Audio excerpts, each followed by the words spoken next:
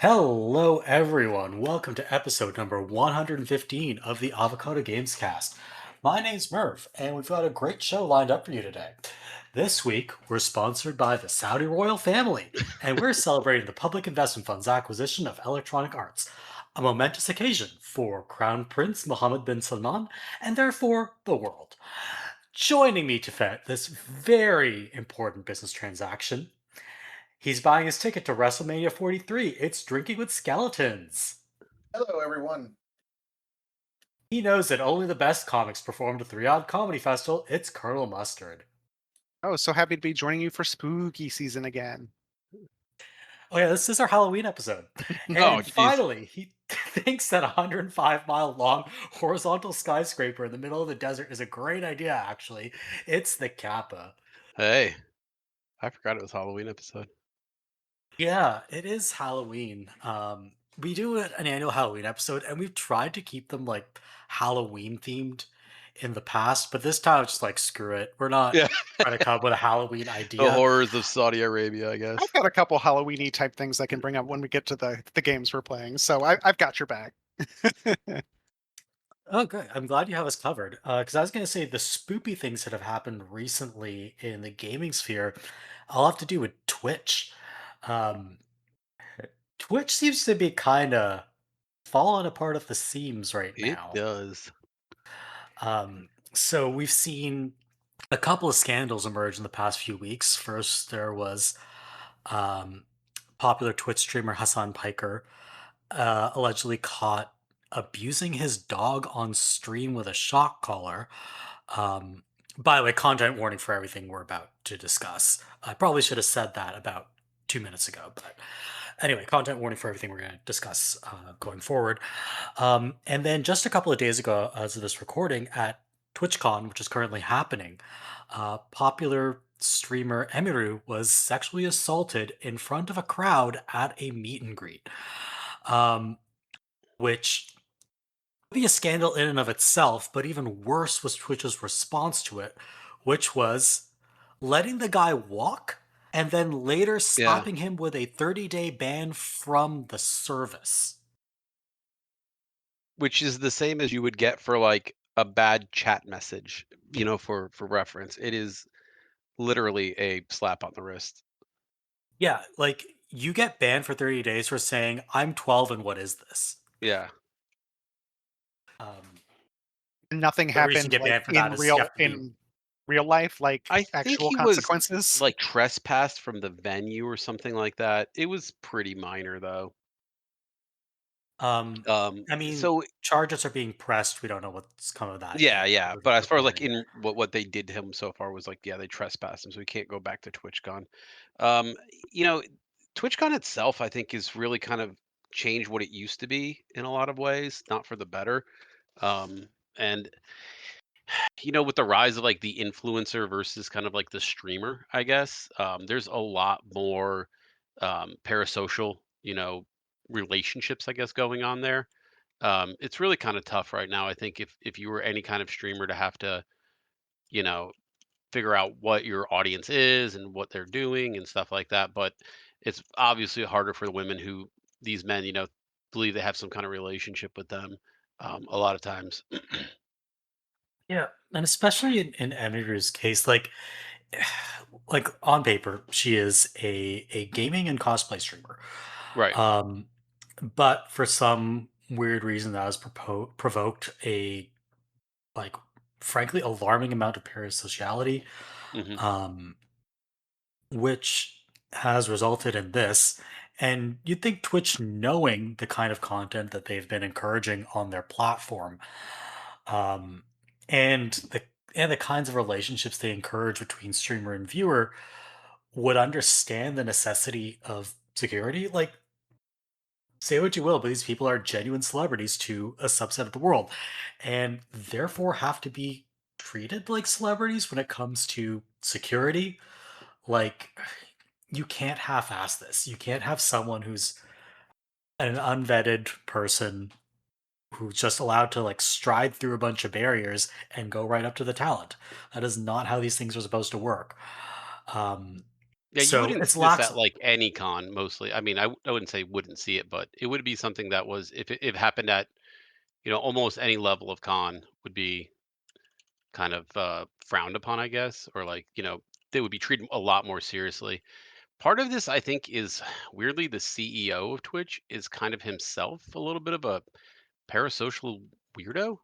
Um, Yeah, I think, there's been a couple times he's been caught on stream kind of, following and, um, you know, some of these streamers and definitely has a taste for a certain type of, streamer, which is awkward. But you can kind of see in some of his reactions, I guess, that he's more interested in partying and kind of like being seen as like part of the talent, I guess, rather than just the CEO, which is obviously very weird um, position to have someone like that be in. So a lot of people have kind of been calling for him to maybe step down or face a little bit more than what he's been facing, which is just kind of they seem to just tolerate it and kind of laugh it off um, for a while now. But who knows? I don't get the yeah. feeling that he's getting to see the ramifications that a lot of other people are. That culture is very top. Like it comes from the top and comes on down. Like if you have a Exactly. CEO who takes streamer safety seriously, Hmm. then that kind of attitude is going to be reflected in the people you have working the event, Right. right? If they know the CEOs like these people are VIPs and need to be protected, we do not tolerate sexual assault like to any degree. Zero tolerance means zero tolerance. If that is the attitude that comes down from on top, then like presumably it keeps the talent safer. But if the attitude is from on top is jokey, dismissive, Right. and Like one of the making things she light, said was, "Oh, go ahead." yeah, I was gonna say, and making light of frankly like disgusting misogynist treatment. Um, if that's the attitude that you project, then of course the folks working security are going to be laughing at someone getting sexually assaulted in front of their faces. Right. It's just And one gross of the and things she said that unacceptable. bothered her the most was like literally after this happened, they couldn't get a hold of the Twitch CEO because he was at a party. Yeah, Kind of just partying it up with other streamers. And I think that's kind of what people have been saying for a while now about him is it just seems like he wants to be part of the cool kids club rather than, you know, like take his responsibility to the platform and to the actual streamer seriously. yeah. Like running a company requires you to actually run the company. It's not to say that you shouldn't be making appearances places or like mingling with the hoi polloi. Right. Uh, but like when it comes time to like take something seriously, you drop everything and take that thing seriously. Right. And someone like Emmett has some visibility here because she's like top talent on Twitch, one of the Right. biggest streamers there. Like, imagine if this had happened to someone who's a more small time, like Yeah, and who I think doesn't have the same channels to get it out there. she had kind of a reveal that like this is happening to other people. People aren't talking about it, but it is happening. And I think that's going to be kind of a. It sounds like she's ready to kind of name names. I think, um, which Oh, may as be she should at this interesting. stage. Yeah. Um, so yeah, that's As far as part the of what's been dog going. stuff with Hassan, Oh I yeah, mean, yeah. Look, I mean, obviously, don't shock dogs. I think part of it, though, I think what's been more kind of like galling to the community is kind of his community's defense of him shocking his dog. Almost kind of like a, like, oh no, this didn't really happen, even though people obviously saw it happen. Has kind of left a weird taste in a lot of people's mouths with his community, who other content creators have kind of come along and said like, oh yeah, his community very like attack oriented, very kind of um, like I don't know how I would describe it. Like they know what they're doing when they kind of like come after people, and that's one of the reasons why so many communities haven't been willing to call him out on stuff um, so far. And I thought that was kind of a weird way to kind of just say like he's got a toxic community that attacks other people, and he's well known as a political streamer, so it's hard to know how much of this is like you know people from the other side kind of trying to like throw bars, but there definitely felt like a lot of people who were making a lot of excuses for him for what was pretty clearly, I thought, him shocking his dog, right? I mean, I thought it was pretty clearly that, but Like, if you're gonna lie about it, have a consistent lie and stick to it yeah, instead of changing your story every other day and adding new details. Just like a good lie is one with like three or four details that you will always consistently remember and right. always consistently say. And like he doesn't seem capable of that because I No, guess for so long he's been able to kind of like excuse some of his worst behavior. right. Um, and he Because I hasn't think really his come thing under that level of scrutiny before.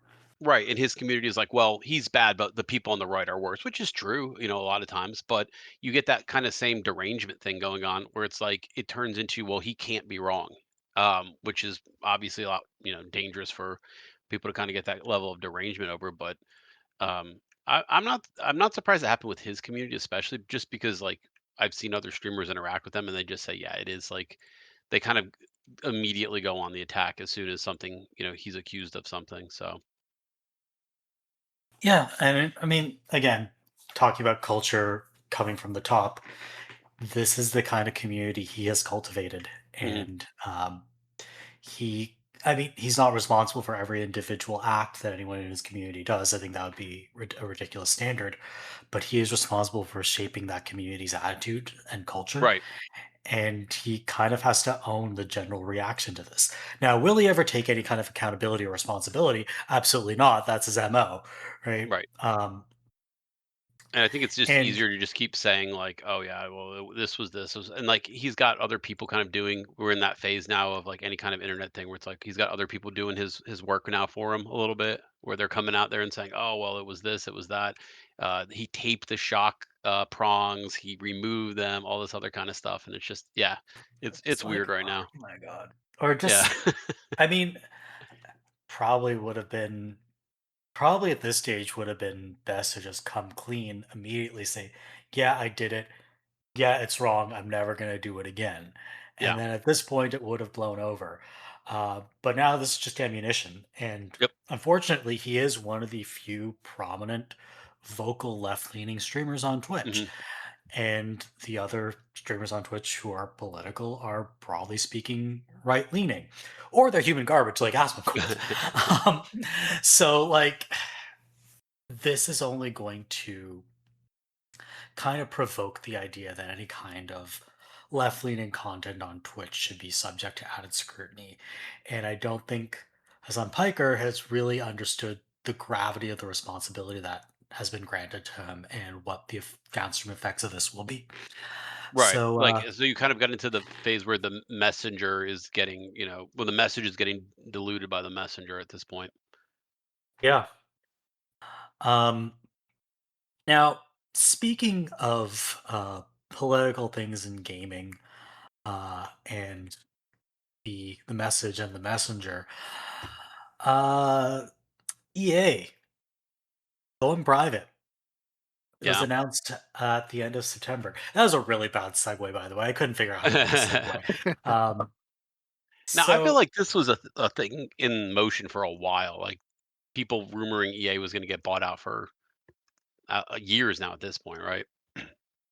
yeah, I mean, the proposed buyers or the speculated buyers at most points were like Microsoft was floated as one potential buyer, Sony was floated.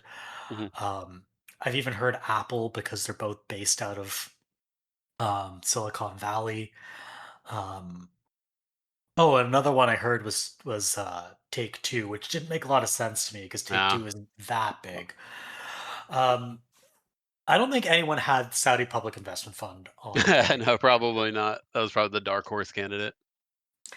Yeah, so it was acquired by a consortium consisting of the Saudi PIF, Silver Lake, and Affinity Partners, which is, believe it or not, Jared Kushner's company. Mm, funny how that works out. Yeah, and it was acquired at a 25% premium on the share price, which is quite a bit. And the transaction is expected to close in, I guess, Q2 calendar year 2027 or Q1 financial year 2027, however you want to say it. Uh, but the thing that's most remarkable about this is that the consortium itself is only investing 36 billion. The other 20 billion for this acquisition is coming as loan financing from JP Morgan Chase. Which is basically they're buying JP Morgan is buying the odds that this thing fails, right? Is that how that works? In a sense. So it's more like this is the debt financing they've provided to make the transaction Mhm. possible. Um, but the loan is expected to be rated as junk, like a B rating for the debt. Um, which is not so much that JP Morgan Chase will lose out because they have ways of recovering their money. Um, and also 20 billion is like chump change Right. for JP Morgan Chase. But it is a sign that, like, obviously they want it to succeed in the sense that everyone wants to make a return on their investment and have it work out in the long term. Um, but they're not going to be too cut up if it doesn't succeed. The C-suite could just like cut and run. Yes. Okay. And That's kind of how I heard it too. it's like in this level of debt financing indicates a lack of commitment to the company. And it's like they're going in there and just rating it for what they can get from it, getting a nice payout, and maybe selling off some of the assets. Mhm.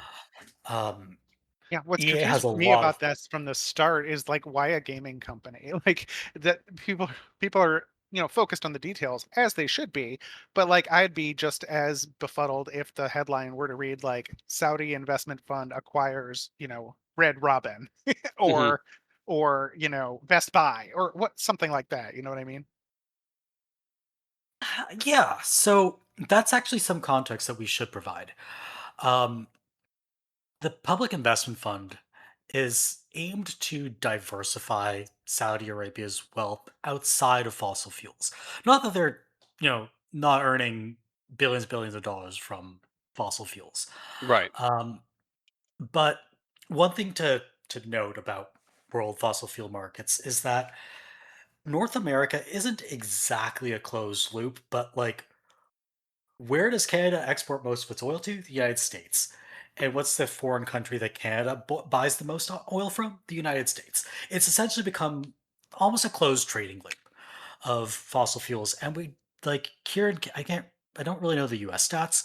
Canada does not purchase that much fossil fuel from the Middle East anymore. And I think it's similar in the United States. Um, so you've got essentially two of the biggest users of fossil fuels no longer doing that much business from Saudi Arabia. And you're seeing this kind of all over the world. Like Europe wants to be self sufficient in fossil fuels, but they still rely on natural gas um, from Asia, particularly Russia, which causes a lot of issues given the Ukraine war. Um, you're seeing South America and Southeast Asia want to become a little more self sufficient in fossil fuels. Um, so the Middle Oh, East doesn't have that many buyers for its product anymore. And I get what all of that, but like when you're talking about diversification, I can see where they'd want to diversify in metals or technology, microchips or you know, even like, hey, go back to the old days, spices, whatever, right? But to ex- be Saudi I mean, Arabia and to be like, you know what, I need the people who make the Sims. Like what? well, okay, so let's go a little bit further on this. It's not like they're not making those kinds of investments. The Saudi PIF is huge, but Right. those are kind of like expected investments. So they don't really get reported on in like entertainment enthusiast press. Like if you're reading business press, you might come across these kinds of stories. And like I have to read business press for my job, so I come across some of this stuff, but I'm not like carefully tracking the Saudi PIF's investments. So like I don't know exactly where they're investing all their money. But for the most part, they're investing it in exactly the kind of stuff you would invest in. It's just that these entertainment investments are notable because they reach the general public in the news. Um, so they actually have a whole games group called the Saudi Games Group that has made several huge investments. They own large portions of shares of Embracer and Nintendo, huge in mobile gaming. They own Scopely, which owns Niantic, which made Pokemon Go. They have a lot of esports assets. And then, weirdly, separately from that, Mohammed bin Salman, who's actually like I guess, the director of the PIF, also has its own completely separate foundation called MISC, which owns a 96% stake in SNK. Um, and that explains why, like last year, they were like glazing up Fatal Fury 2, the Wolves so hard and like trying to make it the next big thing. Um, that was all fueled by MISC. Um, Didn't that game so also have a Saudi Arabian DJ as a playable character or something like that? Something I bizarre? believe so. I'd have to look into that. Because I feel like what you're kind of getting, you're kind of looping around is it's easy to kind of lay out a pro and con for why you might want to invest in this as a logical thing, but you're not really saying, hey, these are rich, weird guys who have their own interests and they might just be pissing away money because they like the product or they are too insulated to see how it might be a bad investment or any number of reasons where there's not a good logical explanation at the end of whatever path you choose to go down to explain why they've done this. See, I think the video, from what I've read at least, I think the video game part of this is kind of irrelevant. This is just like a floundering company that they can get pennies on the dollars for and kind of do the corporate raider thing with. It's not necessarily that they like think that EA is like an attractive purchase. It's more that EA's been perpetually in trouble, hasn't found a buyer, and this would be like an easy acquisition to kind of get a bunch of money for basically no effort until they sell it to somebody else who's actually going to do something with either parsing out the the IPs or something like that. So can we talk about that angle a little bit because I don't really know what's about the business side of things, but from a gamer perspective, EA has hoarded over the decades so many great franchises Hmm. that they've either just done nothing with, or they've actively yeah, ruined, or they've maybe tried to do something with, but it wasn't quite what they wanted, which wasn't always, again, even a logical thing. Kind of making the rounds when Dragon Age Veilguard came out was the fact that Dragon Age had pretty much always done better than Mass Effect, and EA just didn't want to hear it. Right. Uh, yeah. so So I'm kind of the opinion that if this ends up being kind of like an interplay situation where the whole thing collapses and someone can come along and buy some of these legendary franchises for a song, I'm all for that. Like, I don't see a yeah. downside from the consumer perspective because I don't buy EA games much to begin with. They haven't done anything to earn my money, So on the and they point haven't for decades. um of like weird people pursuing their own interests, I think that's more the case with MISC than with Savvy Games Group. So like MISC is pretty clearly Mohammed bin Salman like just throwing around money because he can. It seems like Savvy Games Group probably has, as Kappa alluded to, more like rational aims, where in this case they see something they can raid, sell off the parts, and or like throw AI in everywhere to increase Make it cheap. efficiency, Yeah. make it like really cheap to produce games. Um, I'm sure Saudi venture capitalism will be much better than American venture capitalism. Yeah, Haha. oh someone yeah. will get it right. Yeah. But as for like what's going to happen to EA properties, yeah, let's talk about that because it seems like the only part of EA that's doing really well right now is sports. And even that's been kind of messed up as of late because the games have not met the quality, popularity, or critical acclaim that they used to. Whereas, like, we all made fun of Alex Hunter in FIFA, or like, was sorry, the NBA game is Take Two. Never mind. I was going to mention frequency vibrations, but that's all Take Two.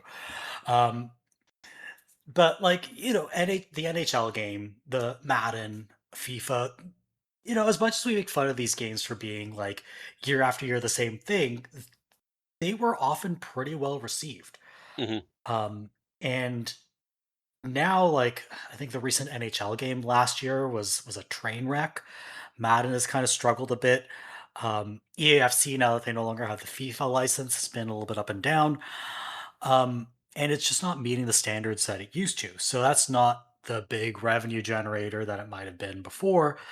Their more traditional game studios are all floundering, like BioWare, Criterion. Respawn's had so many canceled projects as of late. Who knows what Motive is even doing right now? Dice had a really big Battlefield disaster with 2042. Um, it just doesn't seem like EA can put out like an unequivocally good game anymore. Well, that gets to Skeleton's point, though, right? So if these Yeah. people take over, like what's to ruin, right? Like all they can really do is either ruin it completely so that EA goes away, or actually make things better from a consumer perspective. I think Well, with make things better for a consumer perspective, probably not. Make everything cheaper to produce and therefore increase the margins by reducing costs. That seems to be the plan. right. Mhm. Um, but whether that can succeed, I have my doubts. I don't really think that generative AI is going to save everyone's butts and make video game production really cheap out of nowhere. Um, but that seems to be what a lot of people believe. So who knows? Um, as for what else they could do you think maybe they're going to sell off some of these studios, sell off some of the IP? What do you folks think? That I think that's what's in the cards. I gotta Yeah. think so. There's so many. I don't want to say it doesn't seem that they're interested in doing anymore, but it does seem to me like at least like they put on the back burner until um, things kind of get better financially for the studio. I just don't know what their plan is for some of these. Like, do we think we're ever going to see another Dragon Age? Or Mass Effect seems pretty much dead in the water. A lot of their older stuff still, sitting around doing nothing. There's a Yeah, lot what of was the last properties out there. Ultimate game? Yeah, yeah. And there's still fans. I mean, I think you got to still kind of strike while the iron's hot on some of this stuff, but there's still Ultima fans out there. I think there's Yeah, Yeah, definitely they an and I've been appetite free. appetite for Go another ahead. Mass Effect. I don't know about Dragon Age, and I love Dragon. Like I'm a huge Dragon Age fan, but I mean, if I never saw another one, like everything has a beginning, middle, and end, right? So, Right. I hated Veilguard, and I would still shell out for a Dragon Age 5 oh, me because I too, love me that too. world so I would much. absolutely buy it. Um, but like I've been the guy who's just been in the background screaming, "Bring back Jade Empire!" every time I have an opportunity. So maybe I'm not the best reflection of EA's clients. Uh, but like, where's the next? They put out a Need for Speed recently, but like, when's the next Burnout, right? Yeah. Or are they ever going to revisit the Saboteur or Syndicate? They have so many IPs that they could do stuff with. Like, they've hey, got a new tons. Mirror's Edge could go hard. Yeah. Sorry, Skeletons? Absolutely. They You were have saying something? there's rumors that there's going to be a re-release of Plants vs Zombies, the very first one, because remember back in the Ice Age, EA bought PopCap, and then Oh they yeah, put out a Plants vs Zombies 2, which was online only. I think some sort of microtransaction machine. I don't know if there was a Plants vs Zombies 3. Then they did the Garden Warfares. That's it. And there's a lot of people like Plants vs Zombies wasn't some niche game. That was Mhm. very popular. If it people if there's a love Garden re-release, Warfare too. yeah, well, okay, so they could do Yeah, both though. I mean, like, there's exactly. never actually been a sequel to a popular game there. And there's not been a real sequel to Plants vs Zombies that was widely available. Just like that was just kind of like the first game, but more. Unless you Uh, were a whale plugging into that sequel that I've never heard anything about. I know it exists, but I've never heard anyone say anything about it. So, and like but they just PopCap let used to that be the flounder. kings of this stuff, right? Yeah. Yeah, Yeah. They were like the No pun OG, intended. like the originator of so many of these like little sub micro mobile almost genres. It's weird Yeah, to see like that so many of them didn't get continued. then there were Bejeweled things like Dungeon popularized the Keeper. match 3, right? Hmm. Yeah, And like, Dungeon where's my Keeper has been sitting next forever. period? Sorry, go Yeah, ahead. or we had things like the Dead Space remake, which seemed to do okay, but not well enough by EA's insane standards. But they could have easily continued remaking those and making a profit, and they just didn't. They could have made. They've had Dungeon Keeper for decades. They have a bunch of the old Bullfrog stuff they don't ever use. That's the kind of stuff where find an indie developer like what Ubisoft or whoever owns the license now is Right. doing with Heroes of Might and Magic. You know, you guys don't know how to make a game like it. Go find an indie developer who will do it for cheap and better than you ever could, and then that'll turn a profit, and you're good.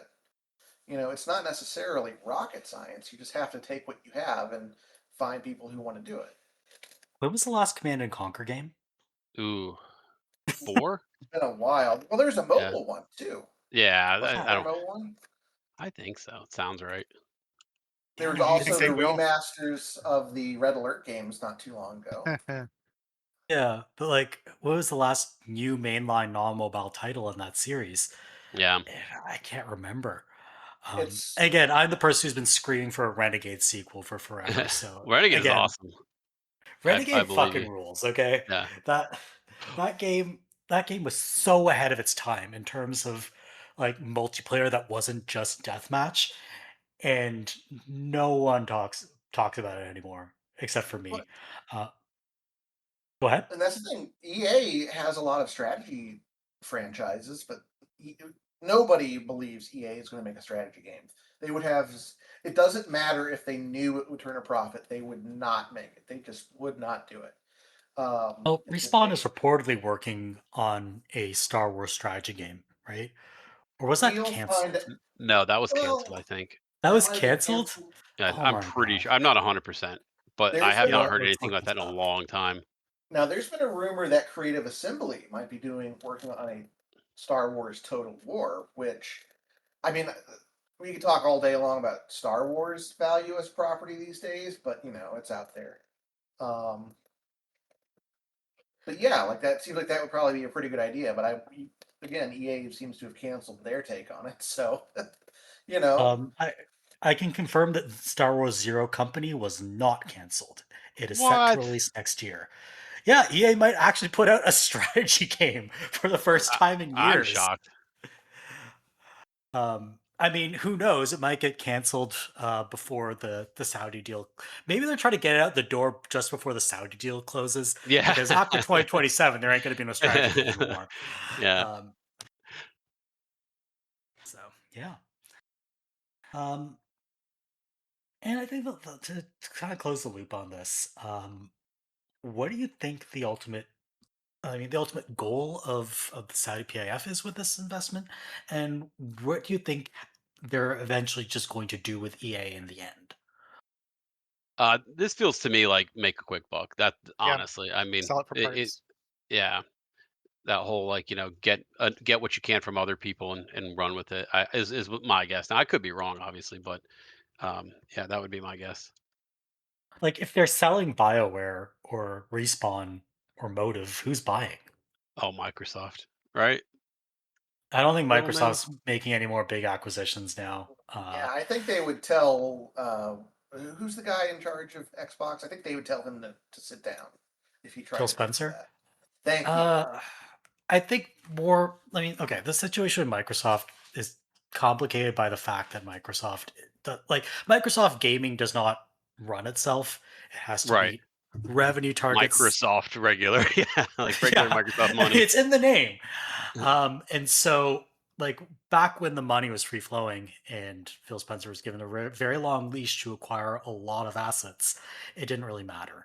But now that Microsoft is experiencing like growth in the 30-40% range in some of its product lines, and Microsoft can only like Microsoft Gaming, it is giving you single digit profit margins and single digit growth. Um, the screws start to get turned on the that arm of the company, and that explains a lot of its recent moves.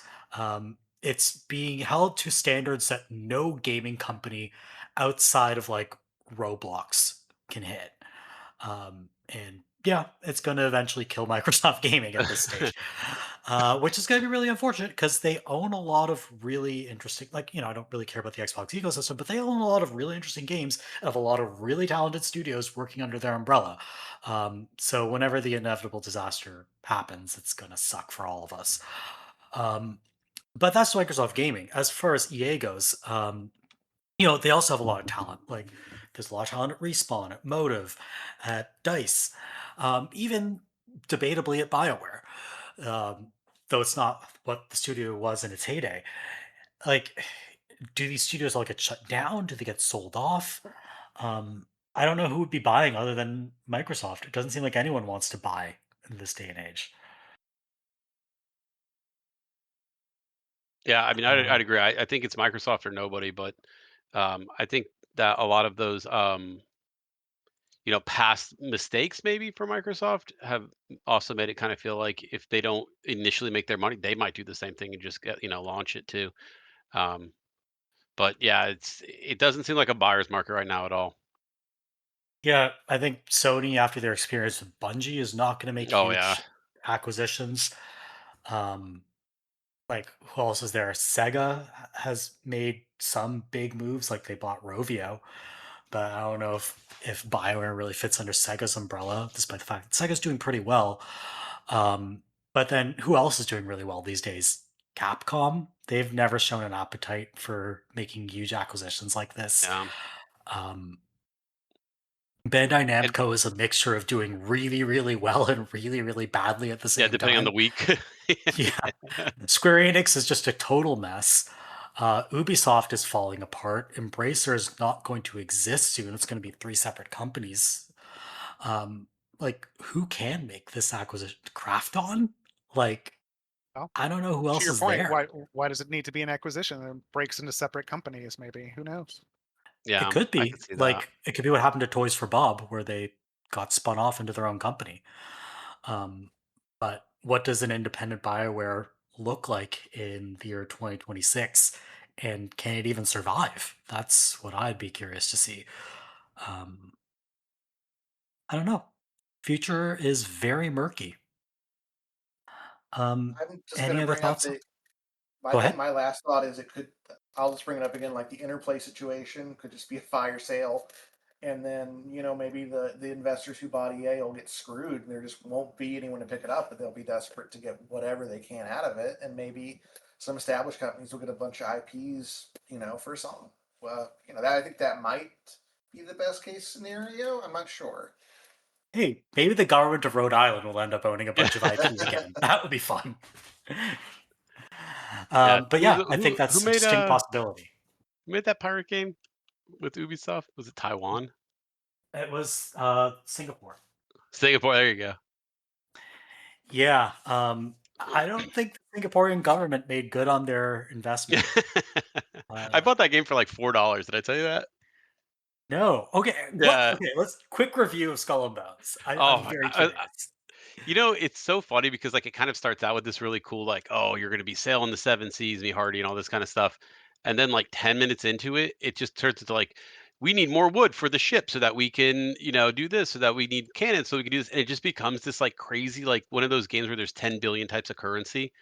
You know, what I mean? It's just like throwing constant currencies at you. It's kind of funny. It sucks. It sucks bad. Seems like it couldn't decide whether it wanted to be a survival game, a trading game, an RPG, or a MOBA. It goes Um, really hard for some type of live service, but the live service just isn't there because, like, why do I care if my pirate can or can't do something? Like, because there's nobody else playing it, you know? So it's kind of like a live service where you don't care because nobody else is playing the game weirdly. that is really unfortunate. Um, Yeah, well. I'm never rooting for a game to fail. I was hoping they could find the fun and release something successful, but it sounds Especially like because they there hasn't really been a missed the good mark. pirate game in a long time, you know?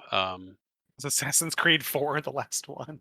Probably. I mean, they've released Black Flag now, I think twice, like They're doing a remastered and like, remake. yeah, some kind of, yeah, yeah, they're doing a remake. That's it. Yeah. But yeah, I think that was the last one. And there's something there. It's just, man, they were not able to dig into it with Skull and Bones. It seems like just it seems like there just should be dozens of pirate RPGs, Yeah. and there just aren't. Like, You know what I think about is what's that game where like it's like Game Dev Studio or something like that? The Kairosoft game. It's like a mobile game. yeah, You ever played that? And like whenever you make like a pirate RPG, it's like this is going to be a great combination. Like, and then like yeah, well, Let me tell you about it in real Yeah, life. why doesn't Karasoft go make a pirate RPG then? Yeah, It's such a it'd probably great be great. idea. Yeah, they'll be the ones to figure it out. But yeah, I love those dumb Yeah, games, man. That's because like, yeah, we're not even getting Risen anymore because Piranha nope. Bytes shut down. So Josh Risen had a Sawyer lot is too. Yeah, Josh Sawyer famously blamed Deadfire's flop for being a pirate game because he was like, for whatever reason, people don't seem to like the pirate stuff. that's interesting. I don't know if it's that with Deadfire. Deadfire, I think, is a world where you either kind of love it or hate it. Um, but yeah, I don't know. I don't know if that's what I would chalk it up to. I You might don't be think right he though. said he said that there's not like one single thing, but he did find like because he said that he probably would not ever direct a third one because he doesn't know why the second one failed. Okay, that's I know he interesting. said that it has a long tail and it did eventually make money, but he was never able to quite figure it out. But he said that it did seem like a lot of people, for whatever reason, are real turned off by the pirate stuff. yeah, that's really strange because given their prominence in popular culture, um, you'd think people would be more into it. Yeah, Like remember in like the meme filled like mid 2000s where everything was pirates versus ninjas versus zombies versus vampires versus werewolves.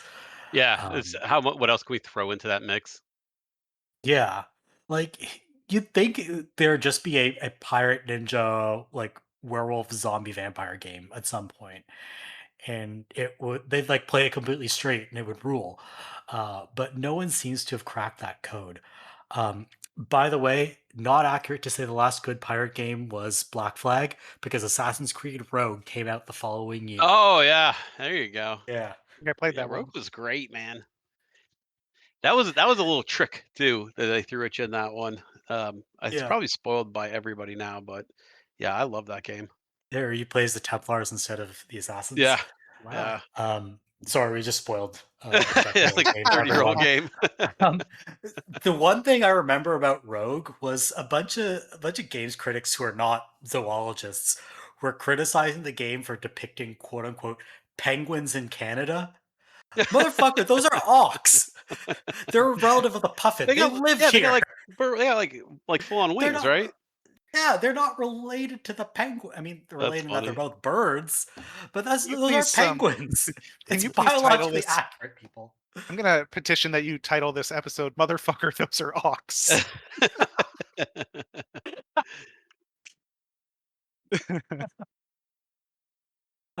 Okay, but okay, you know what the most cursed thing about ox is?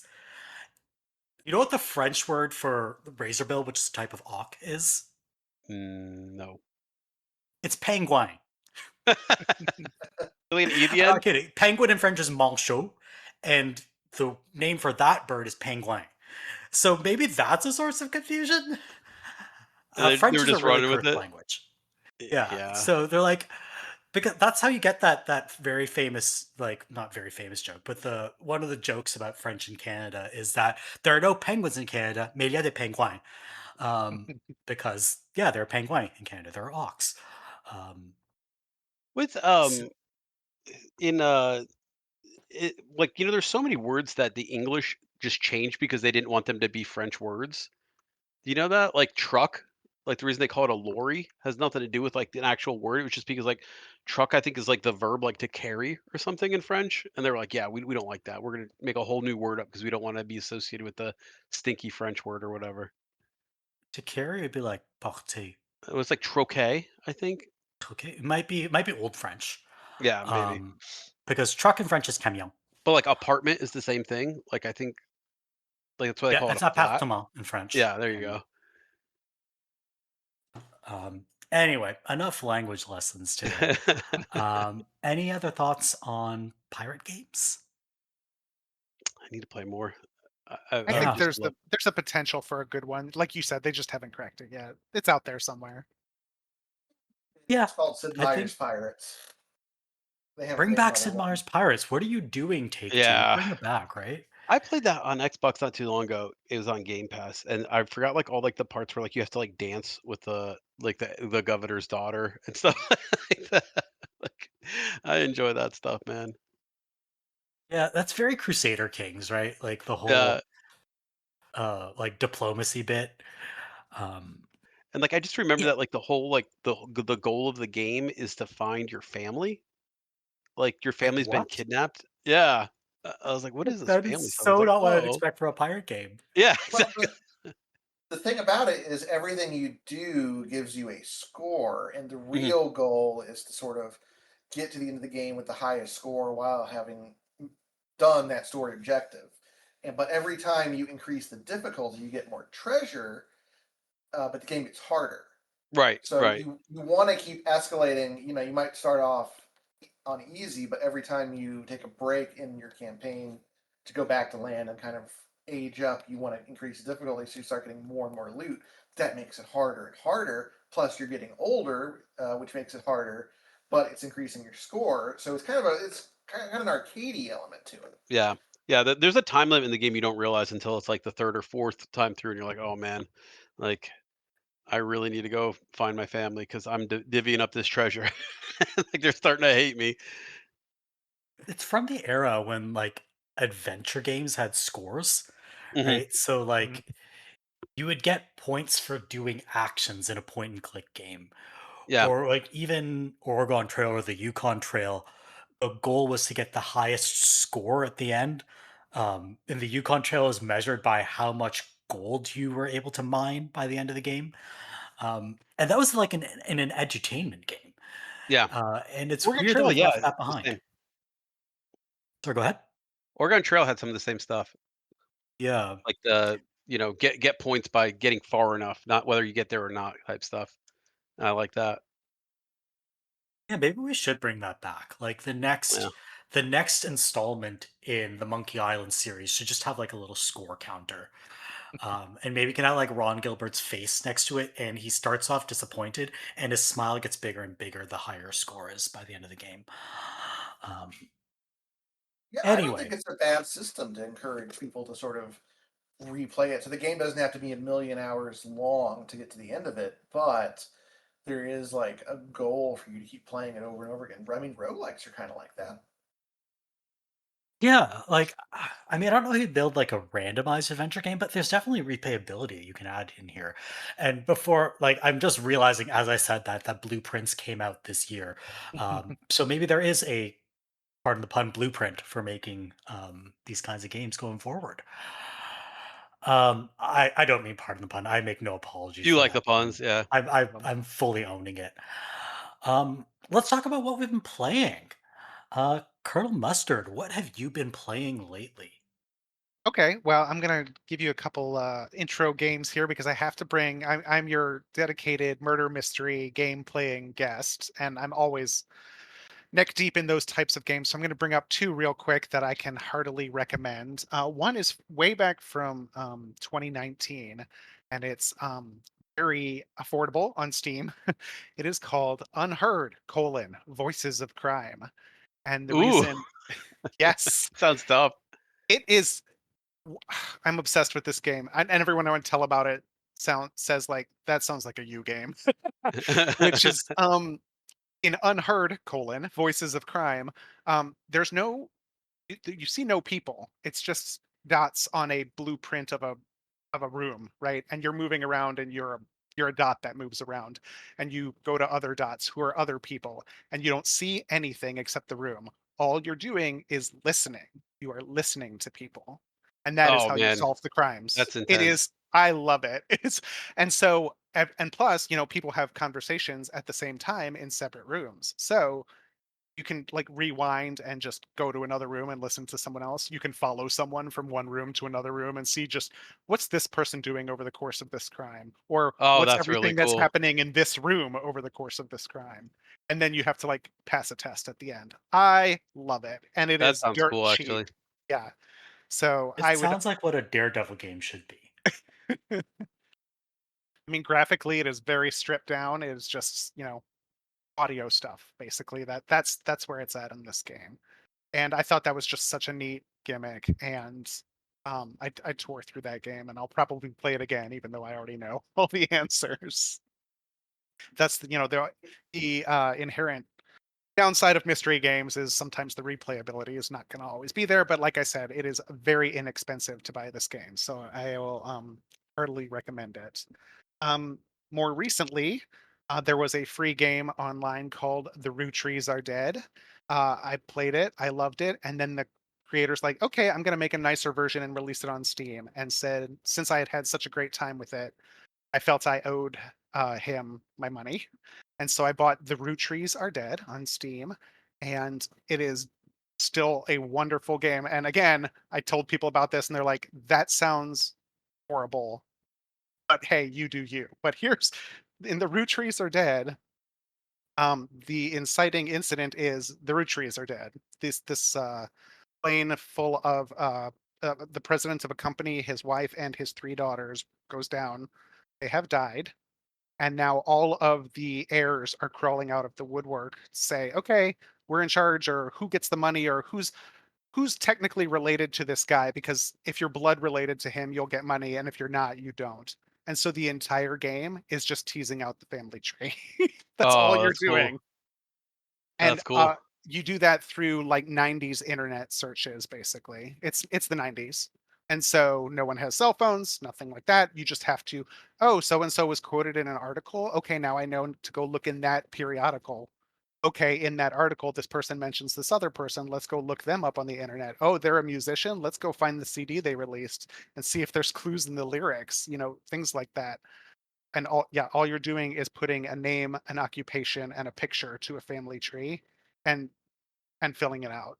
And then I was delighted to discover that when this game came over to Steam, they tacked a sequel mystery onto the first one, and I'd never been so happy as to discover that. So, um, another very niche game, but if you're into it, you will love it. It's called The Root Trees Are Dead.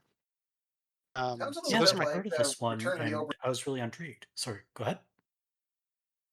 Oh, I was just saying it sounds a little bit like Return to the Obra Dinn, where you're just It trying to is identify kind of people. like that, yes, except for some reason, I think it was maybe the graphical style of Oberdin. I couldn't click into it as much as other people did, No, I understand that for sure. That graphic style is kind of rough. right? Uh, yeah, the root trees are dead is you've got your computer, you've got a family tree, and just start filling it in. And it is to me tons of fun. I don't know how it would hit the general public, but I loved it. So those are my two mystery games I wanted to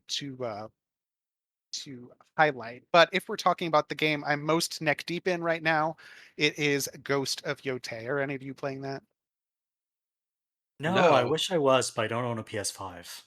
I am not, but my boyfriend is, and he's been playing Hmm. a lot. Beautiful. What? Yeah. What's his action to it so far?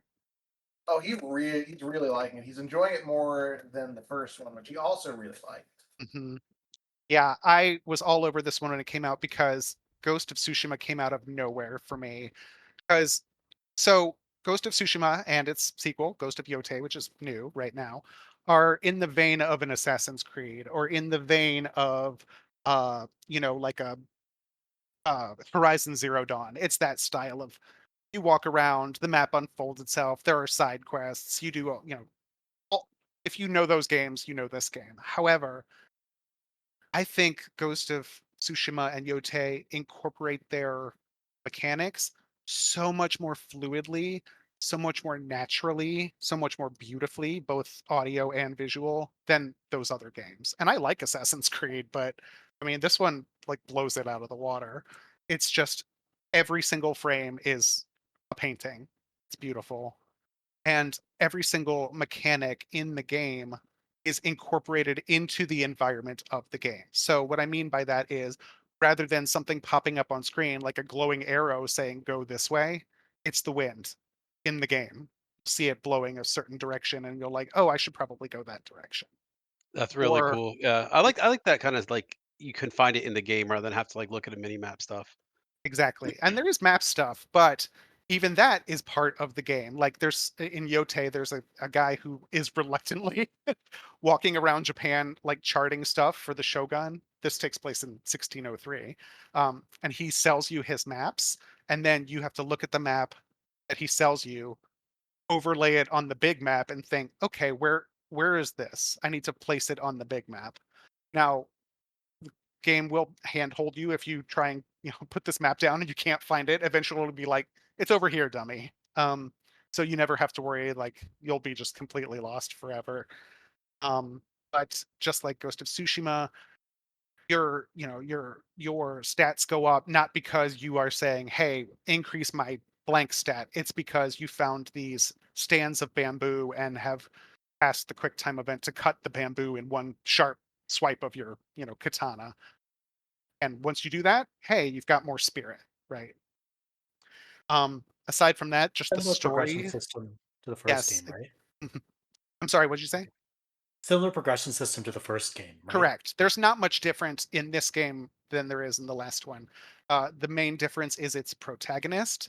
I can't say enough good things about Atsu because she is a female protagonist in 16 of 3, I will repeat. And they do not sweep that under a rug. Like, people react to her as a woman in 1603 Japan. And her attitude is just like, oh, you think you're better than me? Well, let's fight and find out. She's very wry. She has a very dry sense of humor Which is about, interesting because yeah, I did enjoy Assassin's Creed Shadows a lot, mm, but in a weird way, the fact that the main you pay a lot as Naue, who is a female, it just gets kind of like it doesn't really end up mattering a lot. right. Like it just They kind don't, of ends up being like, oh, okay, well, yeah, we respect you, have fun, but it doesn't really right. want to dig into a lot of that game in general. Just really didn't want to dig into a lot of the like weird politics of it. But Yeah. um, I don't love when modern pieces of art acts like they set things in the past and pretend those things in the past have our present social sensibilities. I mean, yeah, there's a time and place for it. Like the Arkham horror universe is set in the 1920s, but they're like, we're not going to treat people like Lovecraft treated people. Like everyone's yeah. welcome in this 1920s, and that's fine. I'm into that. But Atsu being a woman is definitely part of the story of Ghost of Yōtei, and I'd say that's the main difference between it and Tsushima. And of course, it's a pretty standard revenge tale that you see in a lot of Japanese works. So I'm having a really good time with it, and it's just been tons of fun. I'm Yeah, playing I'm it glad to in hear. Japanese as well. I heard a little bit of the English dub, and I am play it in Japanese. I did the same Uh, thing with yeah, Assassin's Creed Shadows, exact same thing. yeah. Yeah. Interesting. Um, I know the voice of Atsu is Erika Ishii, who also is one of the protagonists in Dragon Age: The Veilguard. I think they did a Which good job one? with it.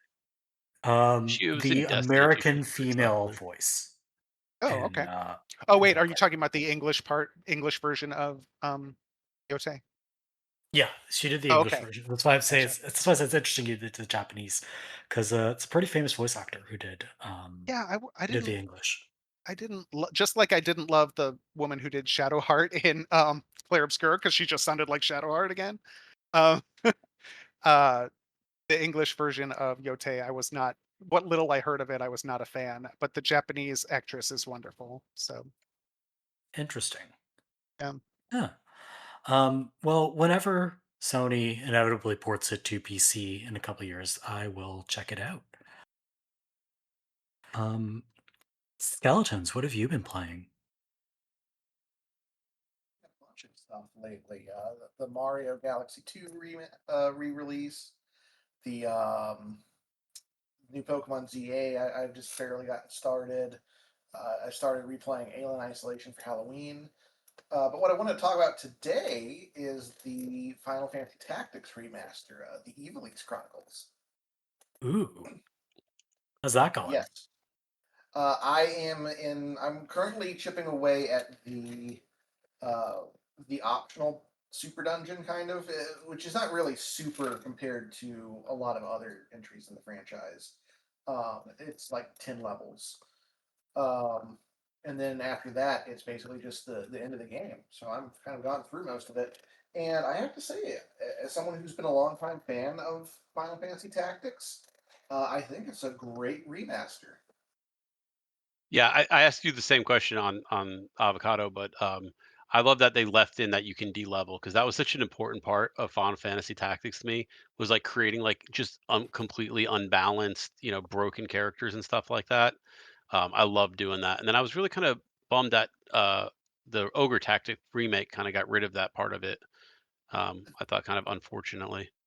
I mean, I think the biggest difference between the two games is Tactics Ogre is really more of a strategy game than an RPG in a lot of ways. Like they really want you to be having these kind of tightly balanced, large scale conflicts where you're not, you're not taking wild swings or doing anything too crazy.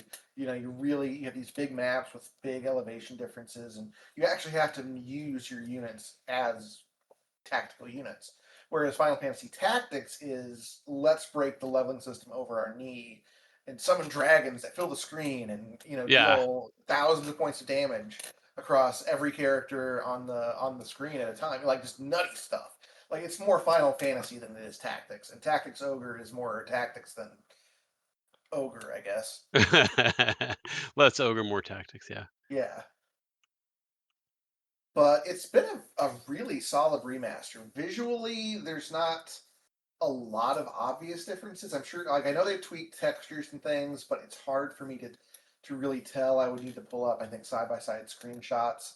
I don't know what they've done with the sprites to upscale them. It doesn't look like they've just run them through a filter, but they aren't like they definitely have been touched up in some way Oh, because I they like the don't. sound of that. Yeah. Yeah, Because because there's been a couple times with those remakes where they've really gone way too far with the art and made it kind of unappealing almost. well, I'm thinking of a good example is the Legend of Mana remaster, which is Hmm. also an excellent one from Square, where they actually redid all of the backgrounds. They're not just AI upscaled; they seem to be hand redrawn. And I only figured that out because I forget why I was looking at something, and I went back and looked at the old screenshots, and I realized that whoever was in charge of one of the backgrounds had kind of filled in a little detail on their own. Um, and so the backgrounds in that game are gorgeous, but they didn't do anything to the sprites. So the sprite work is still good, but on a modern screen, they're very jagged and sharp. And I see why I understand why they did it, but like it's a good example where you can see, okay, this is what a PS1 sprite would look like if you didn't do anything to it. In Oh, that's tact really and cool. Yeah. in Final Fantasy Tactics, they did something to it, but it doesn't seem to be like a lazy, just like smeared filter. I don't know what they did. Really, the only thing where I can tell a decided improvement and change is liquid textures, water, swamp water, all of that. They've just it's just a little. It's just a different style, a little bit more of a painterly style that looks really nice, but is definitely an improvement over the original version. I don't really know how to describe it, but it looks very pleasant in motion. And that's really the only thing that immediately pops out as being something where they went through and wanted to roll their elbows up and redo it. So visually, they've done little tweaks like that. They haven't changed the soundtrack at all, which I'm a little disappointed with because the Tactics Ogre and Final Fantasy 12 remasters had really just wonderful redone soundtracks, and this version just nothing's changed at all. It's a great soundtrack, but it definitely sounds its age. And then they've added voice acting, which is actually really solid. I was worried that it wasn't going to be very good. Um, but no, the performances are all very good. There's some new dialogue, especially during the fights against the demonic antagonists, to kind of clarify their motives a little bit more. Unique characters, if you bring them into fights, uh, a lot of them have new dialogue, especially apparently Agrius from Stadio. But even Cloud apparently has some new dialogue to bring him to certain story battles. So if you're interested in the unique character element, you can play it more like a traditional Final Fantasy. Just every time you recruit a new special party member, bring them in, and they'll continue to chime in a way that they never would before. Yeah, it definitely felt like with the original Final Fantasy Tactics, like there was some like these are the main characters. These are the characters that matter at some points. You know what I mean? And everybody else was just kind of there to round out a roster. That's kind of interesting that at least they gave more reason for some of those characters to be around. Yeah, talking with a friend who played with more. So I've been just using the generic characters because I just wanted to roll with that, and I didn't really think anything of it. But I was talking with a friend. He said that Mustadio and Agrius, especially, have a lot of dialogue. That's cool. If you Yeah, bring because them it along. really did kind of feel like it was like the Sid game at points, or the Orlando, I should say, game at points. When I originally played it the first time, so hearing that other people get a little bit more to it is actually cool. And mechanics wise, they've gone through, they've adjusted menus. So there are now like actual tutorials for everything that pop up as you encounter things. There's still a full game, basically a game manual buried in there. If you go looking for it on the Chronicles page, that will break down everything if you want to see it.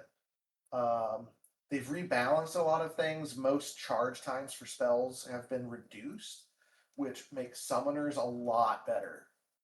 Basically, all the magic casters are now better for that because their slow spells actually get a chance to work. But summoners are the most improved, which actually makes some of the boss fights a bit more challenging than they were before because they gave them summons, and originally they were some of the few characters in the game who had enough HP to actually get a summon off before you killed them. But now, as they have a lot of health and the charge times are reduced, they can really wreck the team if you're not careful. So some of the battles are a little bit trickier than before Mm, in the late game when you would normally just be kind of powering through. that's cool. Yeah, because it does kind of feel like if you're not going to go and break the game and everything, it does have that weird kind of mix of is there enough to XP to go around versus are you just kind of walking around not doing anything at that point at times. And I think the biggest change, right? I did not see any reviews, but I really can't overstate how much of a difference this makes to the game. When a random encounter pops up while you're on the world map, you don't have to engage with it. You can just you can either fight it or you can flee. If the fight isn't going well for you, if you chose to fight and it's not going well, you can just leave. You can restart the battle or you can just leave. Give up whatever gains, just scrap it and go off and do something else. And that really, if you want to grind, you can just go to any place in the game and just click that location and have a random battle. Do that, and otherwise you can just skip them. So if you want to grind, you can grind your heart's content, however and wherever you want, Oh, I without do. having to wander all over. If you don't want to grind, whether because you just don't feel like doing it, or maybe you've done everything you wanted to do and you're ready to progress that part of the story, or maybe you're sending characters off on errands and you're just waiting for them to get back. Um, Now you can do that it's just a breeze to do that, and that really cuts down on the time as well because you never have to play more than you want to. Plus, Man, throw in yeah, this sounds awesome actually. you can hold down a button to fast forward, which works in every situation, um, including on the world map. So when you're just doing errands, you get them. There are four in-game novels that you can find as part of the errand system. You can bring back treasures sometimes. Apparently, these were always in the Japanese version, but they had never been translated to English before. And now there's just four novels that you can read. They're interactive. They're long. They're like 200-page novels that are just set in the world. I guess I'm not Very really cool. sure what. Yeah, there's lots of weird things. And if for some reason you don't like all of the new quality of life features, you can just play the old version of the game with the new script, no voice acting, no nothing. Just the old game exactly as you remember it, but with a revised translation where you will understand, what the characters' names are now because they'll actually be consistently spelled. Uh, None of the weird horrible junk that it was before, but otherwise untouched. So you've got everything kind of available. It's a whole package. So I really can't recommend it more. If you've never played it before, this is the time to play it. It's got 3 difficulty settings that you can change whenever you want. If you've played it before and you haven't played it in a while, especially, this is just probably the best version there is now. I'm really glad to hear that, especially about the localization, because there were a lot of like 90s and early 2000s games that had really, really questionable localizations. Hmm. It's not so much something you see anymore. Um, But it's nice that they can go back and kind of better reflect the writer's intent now with a, a better or like more smooth flowing localization. The interesting thing about this one is it's using as the baseline ESP localization for the War of the Lions version, which was criticized at the time for maybe being too, too yieldish in the way it came across. But they ironed it out a little bit with some further polish, I believe. And the voice acting really makes a huge difference for it because when you hear people say some of these lines, they don't sound as stilted. They sound more. They sound theatrical at points. Um, and they even have some good gags in there if you're paying attention. Early on in chapter one, you're fighting a guy. He Ramses says something to him. He says, "Ah, not even the most spoony of bards could say something like that." And it's like, "Oh yeah, he said the line. He said the thing." Um, and like I said, they've added more dialogue to the Lucavi demons. And they now speak a little bit more like the Acuria did in Final Fantasy 12. So if you've played that, you kind of hear that similar vibe. They sound very sinister, and actually the supernatural elements are really good this time around. There's a bit, I don't want to get into spoilers for anyone hasn't played it, but there's a bit towards the end of chapter 4 where you have to fight a character who had previously been killed, and they're brought back essentially as a zombie to fight you, and they have additional dialogue now kind of describing the supernatural horror of their experience being puppeted around, and the performance was very good. I was like, this is solid supernatural horror here. Yeah. And on that Sorry, note, I Rose. guess one I'm sorry. Oh no, I was asking. Go ahead. The one thing I do want to add, if you've played the PSP version, none of the PSP content is in this version. The Oh, really? explanation No. the explanation is that nobody who worked on the PSP version was anyone who worked on the original, whereas was sort of getting the band back together. So they Oh, pretty okay. So much they didn't know if it was going to be like approved, I guess, by the PSP team. no, it was like they were like, this was our game, and we're not going to do that. Politely, they said it politely. That was kind of the vibe. This is not the stuff that those guys had. This is the stuff. This is us polishing what we made back in the day. We're not going to remake stuff that we wouldn't have added to begin with. So there's no Baltier. There's no the guy from Advance who was in there. I don't know what his name was. Lusa or something. There's no additional. There's no additional quests for the Beowulf storyline now. But Beowulf has a lot of neat dialogue if you bring him along for stuff. So I think he probably gets way more development overall anyway. Um, so all of that stuff is gone. But at the same time, some of the more questionable decisions got pulled back. You could now steal Yeah, from I think Algor everybody again. kind of agreed that there was some stuff in the PSP or that both the remake versions that kind of had some questionable stuff going on. Yeah, so all that stuff's been rolled out. Overall, you're getting more new stuff, but like losing Balthier isn't that big of a problem to me because he was one more overpowered unique character in a roster that didn't need more, and he was really just a better version of Mustadio, um, and didn't really have a good reason to be there. So I don't really miss any of those changes, but I do feel I need to bring it up. And oddly, the cutscenes from the PSP version are in the game, but they do not play unless you go into the Chronicles section of the menu and rewatch those events as the movie. It's I really very like that actually. That's a very cool way to do that.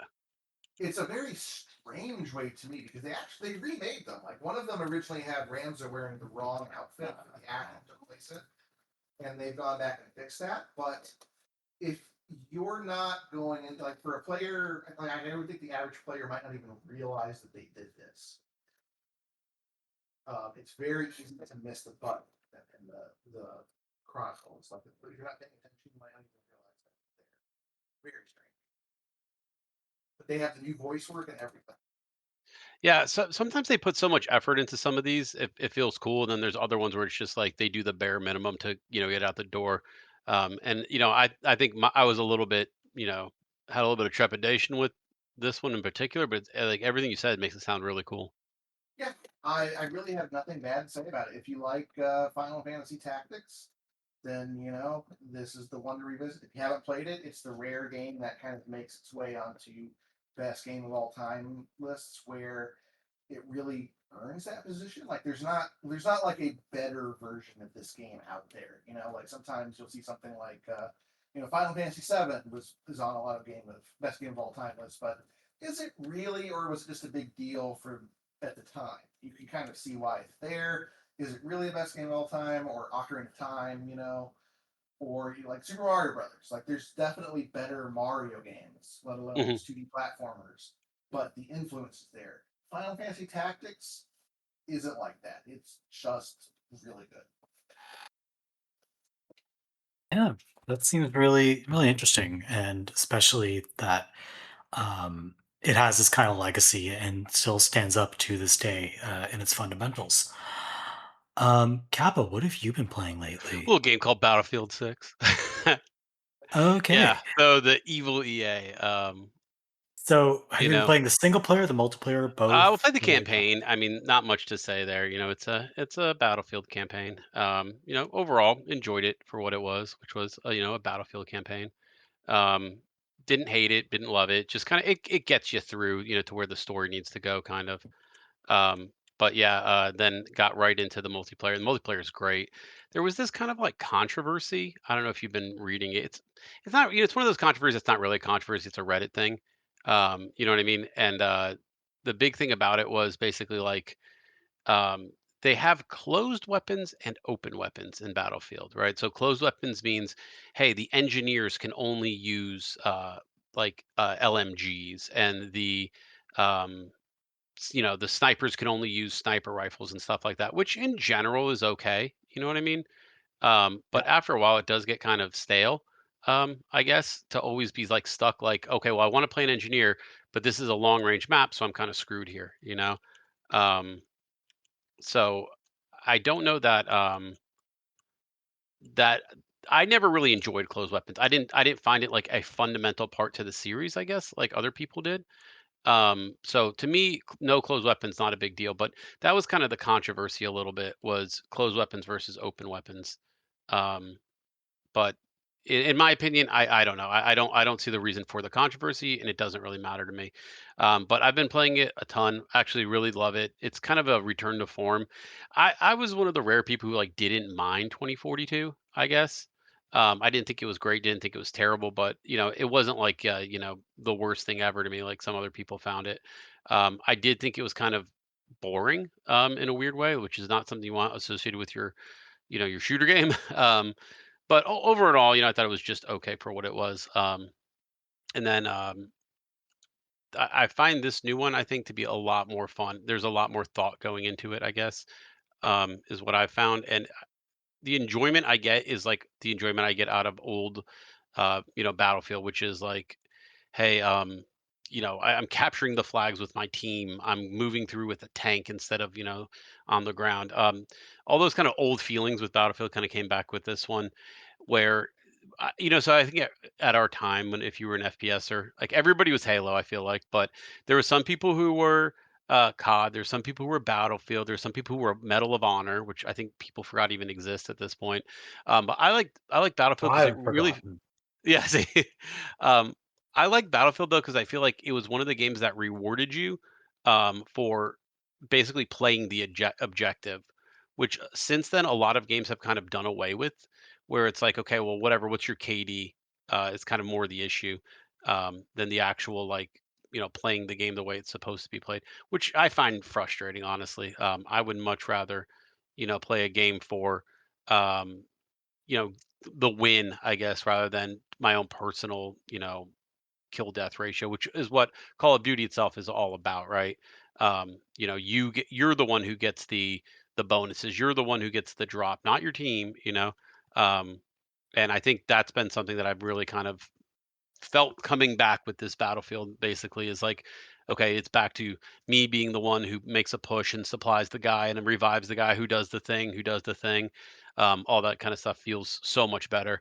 Um, I guess than my average round, which what would be Call of Duty, just like I die 5 times to a guy hitting behind a box, then he blows up the whole map with a nuke, that kind of thing. But yeah, I That's mean, good if it's if back it to gets around the problem of a lot of team-based, like Marvel Rivals or whatever. People are Mhm. like off getting their sweet kills and not playing on the Yeah. objective. If Battlefield gets around that by actually incentivizing staying on the objective, that's great. Well, one of the things they've done, I think, is through, the leaderboard or the scoreboard at the end of the map, they've really incentivized like almost everything other than kills if you're doing what their conquest or breakthrough modes are. And so they have like three what I would call battlefield modes at this point. Conquest, which is the big, capture A, B, C, D, push people off the map, that kind of feeling, right? Big tanks and helicopters, all that stuff. Escalation is kind of weird. It's kind of like you push teams back and then there's eventually like a three flags, and if you it's kind of like a king of the hill, but like big map king of the hill. And then breakthrough is you have to like push the enemy team back in sectors. So like you take A, now they're back at B, you take B, you take C, and you have a limited number of tickets, and they don't. So the push kind of feels a lot cooler if you're able to do that thing where it's like, okay, we pushed them back, we were able to do our thing. Uh, that kind of feeling feels much better, I guess, than what it has been, which is just kind of everybody running all over the map, doing whatever they're gonna do. Um, but yeah, I mean, it's Battlefield. If you like Battlefield, I think this is the one. Um, but yeah, I really love this one. This one I think is going to be the one that people were like missing when 2042 kind of didn't really do the thing that a lot of people wanted to, which was provide a reason for some of these like things to happen. I guess like organically in the map, people were much better off just kind of staying back and sniping, and that's how they were getting their rewards rather than doing what they should have been doing, which is again in Battlefield kind of pushing forward and taking objectives, stuff like that. So seeing a lot less of that now, which feels more Battlefield to me than definitely what I felt from 2042. Yeah, So yeah, I Battlefield. really like the emphasis on like the objectives. I mean, not to be all boss baby about this, but like one of the things I remembered from Renegade is that it wouldn't really keep track of your KD. It would keep track of your score, Right. which would be some combination of like kills, completing objectives, damage you did to enemy vehicles, things like that. And it would all just factor into your score. So you could be like one of the top scoring people on your team just by like healing tanks. Right. Right. Which it feels And cool, right? Because you feel like you're yeah, doing what your class does and what you want to do, and you're getting points for it, right? Which is a lot of um, other games. I feel like they just want you to do the thing they want you to do, and they don't really care if that does or doesn't affect your score. And that gets kind of annoying, I guess, after a while, right? Um, Yeah, I definitely feel like in this battlefield, their goal is to reward you for playing the class the way you're supposed to play the class. Hey, medics, if you go get a bunch of revives, guess what? Tons and tons and tons of stuff. If you don't want to get it, sure, whatever. I mean, you get your KD and stuff, but that's where the rewards are, and I think that's a smart way to do it in battlefield, because at the end of the map, you can kind of tell when people are like more arguing about like why didn't you play the objective snipers than the sniper who got 40 kills and sat in the back of the map. One of the controversial things they did was they moved the this is real like granular battlefield stuff, but there's a what's called a spawn beacon, right? So when I put the spawn beacon down, wherever my team is, they can now move, they can spawn at that beacon, right? That used to be something that belonged to weirdly the sniper class. So guess what snipers are doing with their spawn beacon? They're putting it in the back of the map where they like to spawn, which is their cool little hill that no one cares about in the back of the map, right? Whereas in this one, they said, we're not going to do that anymore. We're going to give the spawn beacon to the assault class. That's the class that's like at the front with the shotguns, running through the building and stuff. So I really like that change, though. A lot of people were kind of complaining about it. And I think the reason they complained about it was because they lost their ability to spawn on their stupid little hill. But for the rest of the game, it's made it feel so much more organic, like the way you're attacking and stuff like that. It feels way, way, way better now. So I hope it kind of sticks that way, and some of the whinier folks don't win out. But so far, so good, is my experience with it. It's also not a woke game. It got criticized for not being woke, which I thought was kind of funny. There are women soldiers in Battlefield, so that are war in the culture war going on right now. But all in all, great game.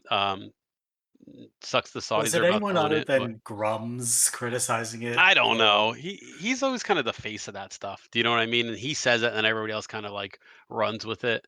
Um, but yeah, he's kind of the one who I can't even. Well, he was a Blizzard guy, right? yeah, Mark Kern? Yeah, Yeah.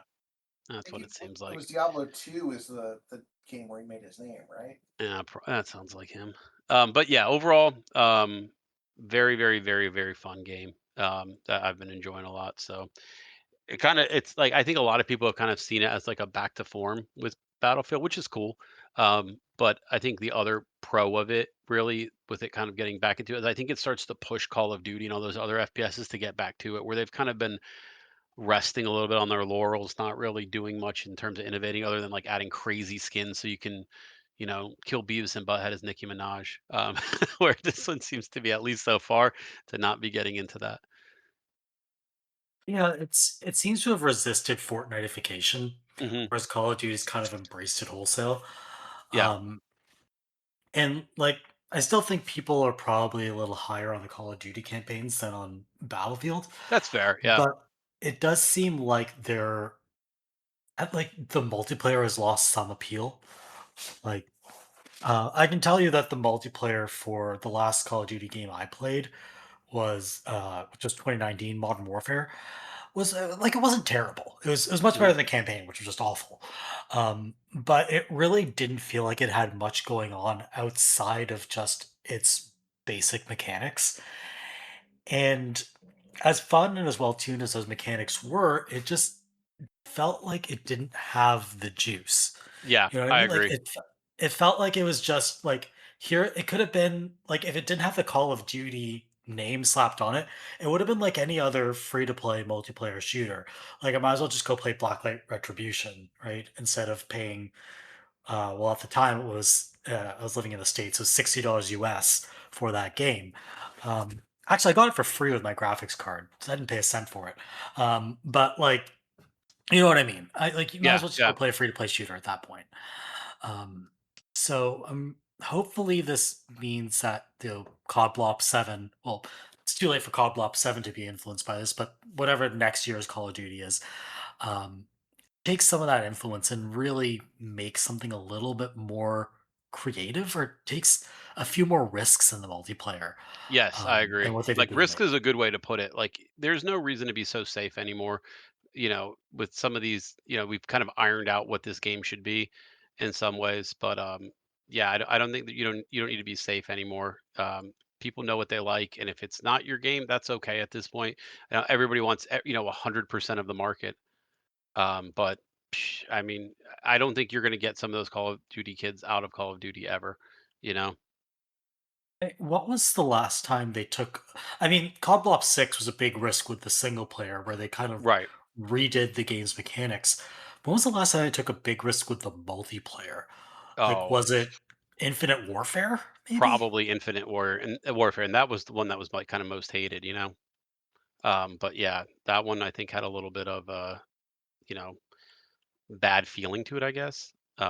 Yeah, I mean, I get it, once bitten, twice shy, but at the same time, they make more money than God, so I think they Right. can, you know, try something a little bit different, or at least like obviously Battlefield and Call of Duty are two very different experiences. Hmm. One like a more slow-paced, big map shooter with a lot of destruction.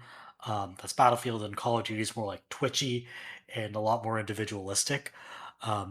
But that doesn't mean you can't innovate within that more Right, individualistic and like that kind feel of like go a shooter. little bit against expectations, and I think that's what people want now.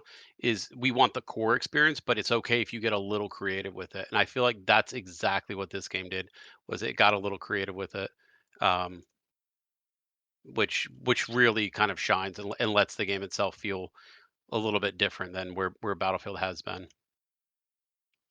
Yeah, really glad to hear that they've right of the ship after 2042. And who knows? Maybe I'll check it out. As for what I've been playing, I am fully in my sicko era right now. I am playing Digimon Story Time Stranger. So I think I bought this 2 weeks ago, and I have let me see exactly how many hours. 31.9 hours in it. Ooh.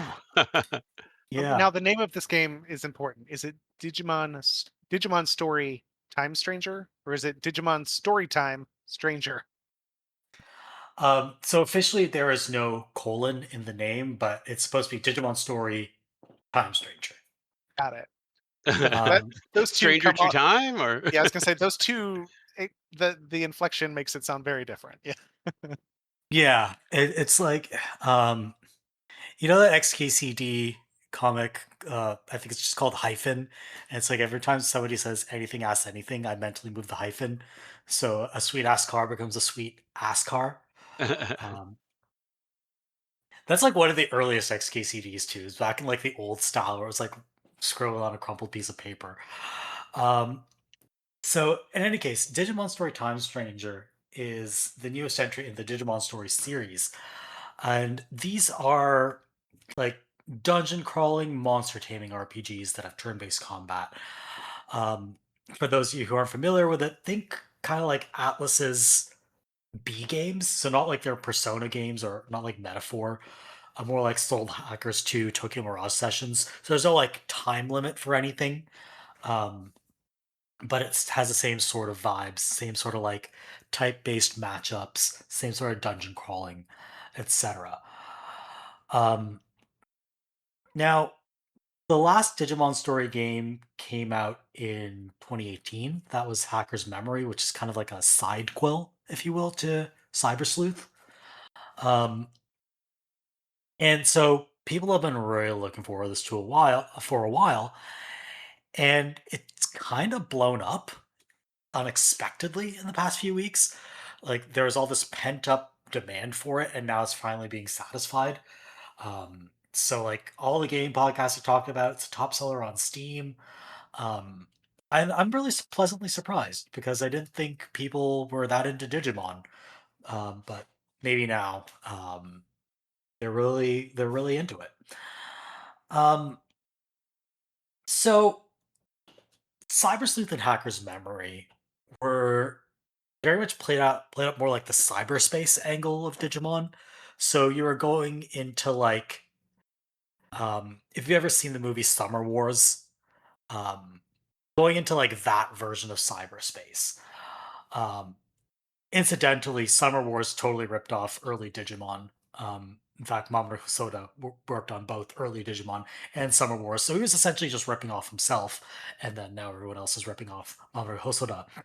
Um, so that's kind of what they were. But those of you who've watched the Digimon anime know that like there's a whole digital world out there where Digimon just kind of have their own society. and they're the champions, right? They are the champions of that world. Um, Which is very confusing because champion is also like a rank Yeah, of Digimon. But in any case, they have like their own world and their own society. And you finally in this game get to visit that world and experience Digimon society. Um, and now this instead of being in all like these white and yellow and blue corridors, you're in like an actual Digimon city or like a Digimon factory or a Digimon like forest or coral reef. And this looks really cool. It's a like you really feel like as much of this game is kind of a budget game and you're not getting like the full high fidelity experience, but with the budget they have, they do a really good job of making you feel immersed in these locales. Um, Premise of this game is that you're an agent from an agency called Adamas. Um, and you are trying to avert a disaster in the future by manipulating the past. Hence the title Time Stranger. You are a stranger out of time. that always Um, works, right? That always goes well. yeah. So I haven't really reached. I've been told that later in the story, time travel becomes a really big thing. 30 hours in, I'm not at the point where, like, time travel has happened, but the consequences of time travel have not yet happened. And I've been told that that's actually a big part of the back half of the game. Um, This is, so I I'm, mean, I I'm kind haven't played, I haven't played a Digimon game, but the way you're describing it is just reminding me of that part of The Simpsons where they're like, "So you want an Itchy and Scratchy that's grounded, but is off the wall and has time travel, and you should win things by playing it." I mean, that's basically what this game is. It's like it is really off the wall because Digimon is just kind of inherently unhinged. Um, so in the real human world, um, you would step into an airplane or a train to go somewhere. Um, in the digital world, you step into a Digimon shaped like a blimp called Blimpmon, or a Digimon shaped like a train called Locomon. And you literally ride Digimon to get places. The train is literally a Digimon. Um, it's that kind of unhinged energy that's all over the place in these games. Um, So I was a little too old for Digimon and Pokemon. Where do they fit against each other? Kind of like, is it similar but not the same? Is it like, very different origins, but have uh huh? kind of converged, is what I Okay. would say.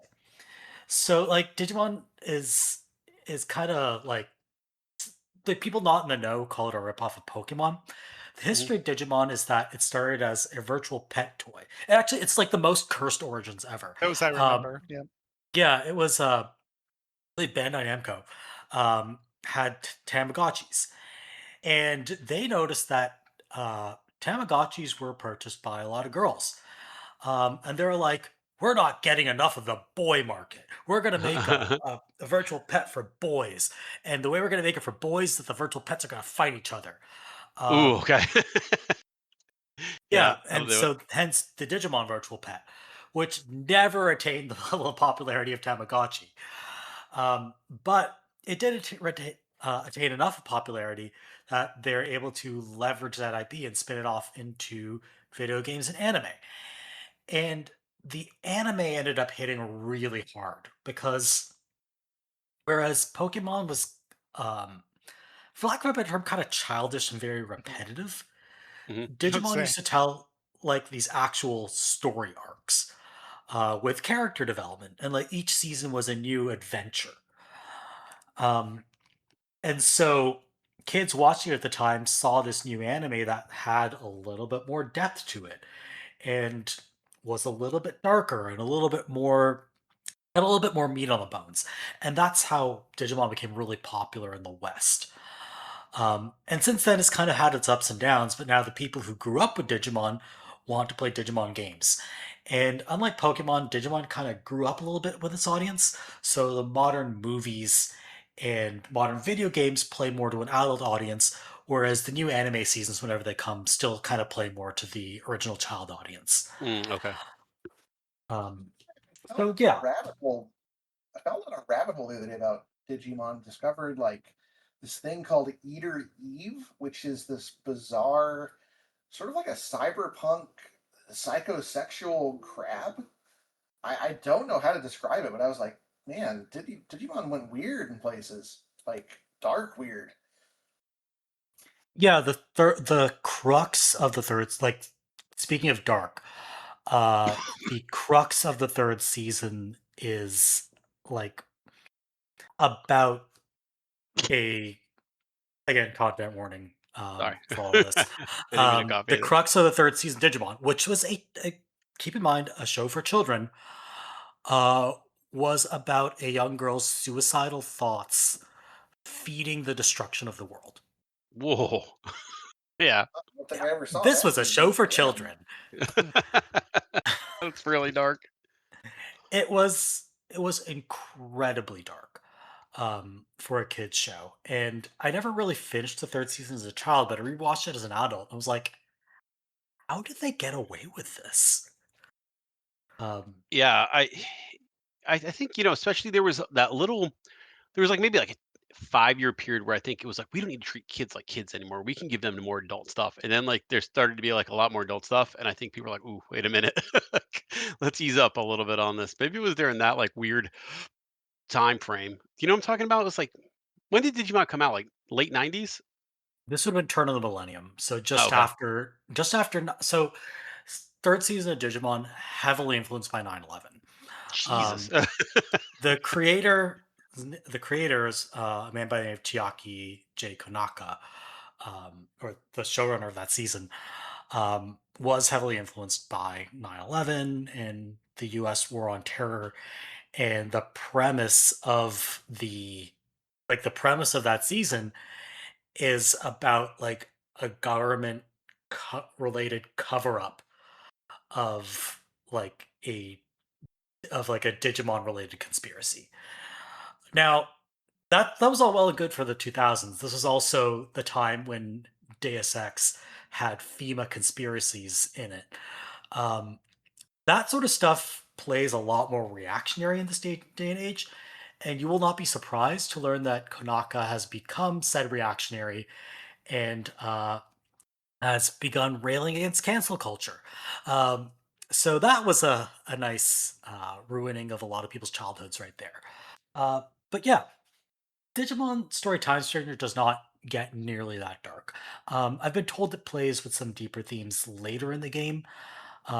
Right now, there is a bit of a dark premise in that the deuteragonist is a girl whose brother and mother were killed in a disaster, and that disaster plays into the plot of the game quite heavily. Um, so there is a little bit of that darkness. Hmm. Gameplay wise, there are a lot of interesting things about this vis-a-vis like other turn-based dungeon crawling RPGs. Um, so it's got all the modern trappings where you don't have modern encounters. You get initiative by like striking first on the field of battle and not like getting ambushed. It's like how every JRPG works nowadays. Um, but the way it gets its really unique sort of gameplay flow is that you auto heal in this game. You Ooh, auto okay. heal Yeah, I between actually like that. battles if you stand still. Um, yeah, so it means the dungeon crawling part of the dungeon crawling is kind of not there anymore. There's no You get like to be a little more resource free form management. with it. Yeah. Yeah, there's no resource management. Like if you're like hanging on by the skin of your teeth after a battle, just stand still for 5 seconds and you heal. Um, and so you can basically always heal between battles unless you're kind of like surrounded by enemies, which they do use to some effect sometimes when they want you to have a little bit of that management. But for the most part, like a battle is a battle, and every battle is a new battle. Um, and they really reinforce this in the design. They've made enemies hit a bit harder, but now you can just swap Digimon, use items without using up your turn. So you can just experiment during battle or like swap injured Digimon in and out from your bench with no penalty. Um, Everything it happening at the does, same time, or is it turn based? it's turn based. Okay. So like instead of swapping taking a turn, swapping just you don't lose your turn until you attack or guard. Using an item or swapping does not take a turn. Um, and this is kind of a double-edged sword because I do like the resource management aspect of dungeon crawling, but also you don't waste time like Sorry. hunting around for resources. You really just you're focused on the battle. You only need resources for boss battles where you might use a healing item or an SP item. Um, and boss battles are like wars of attrition. They are long, they are difficult. You really have to use every tool at your disposal. And it creates this really, really like spiky difficulty curve where like the main battles are really, really easy and the boss battles are really, really challenging. And I wish they'd found a way to smooth that out a little bit more. But you get to recover between them, it sounds like. So yeah. I like the idea of hard boss battles because that seems what like the better JRPGs do is they make the boss battle interesting, rather than just like the standard trash, I guess. But yeah, I think that there's a potential for any of those games to really have a lot of fun stuff. But I've always hated waiting to heal. It's drove me crazy in every one of those little like types of games. Just sitting there doing nothing basically. Yeah, it's yeah, like you're not like running around looking for healing items in the dungeon. Like that's Okay. really the dynamic is trying to generate. Um, and by making regular combat so easy, I think they're trying to avoid the Soul Hackers 2 problem, where combat wasn't difficult, it was just so sloggy that like I ended up turning the difficulty on that game down to easy, not because I was finding it challenging, but because I just wanted to finish the game. Hmm. Um, Whereas here on normal, like you're not really resource managing during those battles. Like it's kind of liberating, right? Because now you can just use every like special attack in your arsenal and just go all out, and you're always doing the fun stuff. You're just, but the only downside is that's excising the dungeon, like the real dungeon crawling part of it, out from the game.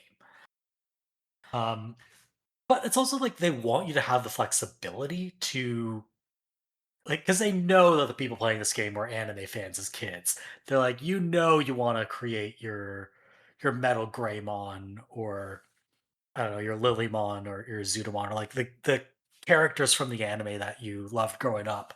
They know you want to be able to build your team around that. And so they've tuned the game so that using all those guys in battle is viable. It's obtaining less difficult. So they kind of make you work by like really exploiting the Digivolution system to get those characters. And that's really the core of this game is like the complex Digivolution system and mastering that. Um, Digivolution is not just about hitting the right level, it's about having the correct stats to digivolve into one of the next forms. So you might need enough intelligence or enough attack power, enough defense to evolve into the mon you want. So that involves training each monster appropriately, giving them the right like upgrades, etc., so that they have the stats you need. Um, and there's also a whole system of like evolving and devolving your monsters to like lift their level cap, so that you can get them to the high enough level to be able to do that evolution. Um, so that's where they really put the difficulty, and that's kind of the most addictive part of the game. So they know that they can get you into the loop by kind of dangling that carrot of like, hey, I can have an Anja woman on my team. Um, by like through dangling that carrot, that's how they keep you playing, and not so much the actual combat part of the game. Yeah, Um, it's been a series I've always like at least been interested in, just never have actually been able to figure out exactly where it goes. But it sounds like it's kind of stayed on a its own thing for all these years. yeah, it's kind of like I said, it's kind of converged, but also in some ways diverged from Pokemon. Hmm. Um, like Pokemon has, I would say, up until like this week, Pokemon hasn't innovated in a very long time. Yeah, I've heard people hate the new one, right? Is that still The going new on, or one, yeah, I or think whatever the people latest one generally was? like it. Okay. People are pretty happy with Za. It's Um, kind of interesting I so think far. Yeah, they they hated Sword and Shield and what was the last one? Not Sun and Moon. Scarlet Um, and Violet. Scarlet and Violet. Yeah, that's But it. those also ran like complete garbage, which I basically replayed it and actually finished it once I got my Switch 2 and found it to be a lot better when it didn't feel like the console was about to burst into flames in my Mm. hands. Yeah, that was a large part of the negative reception to Scarvi.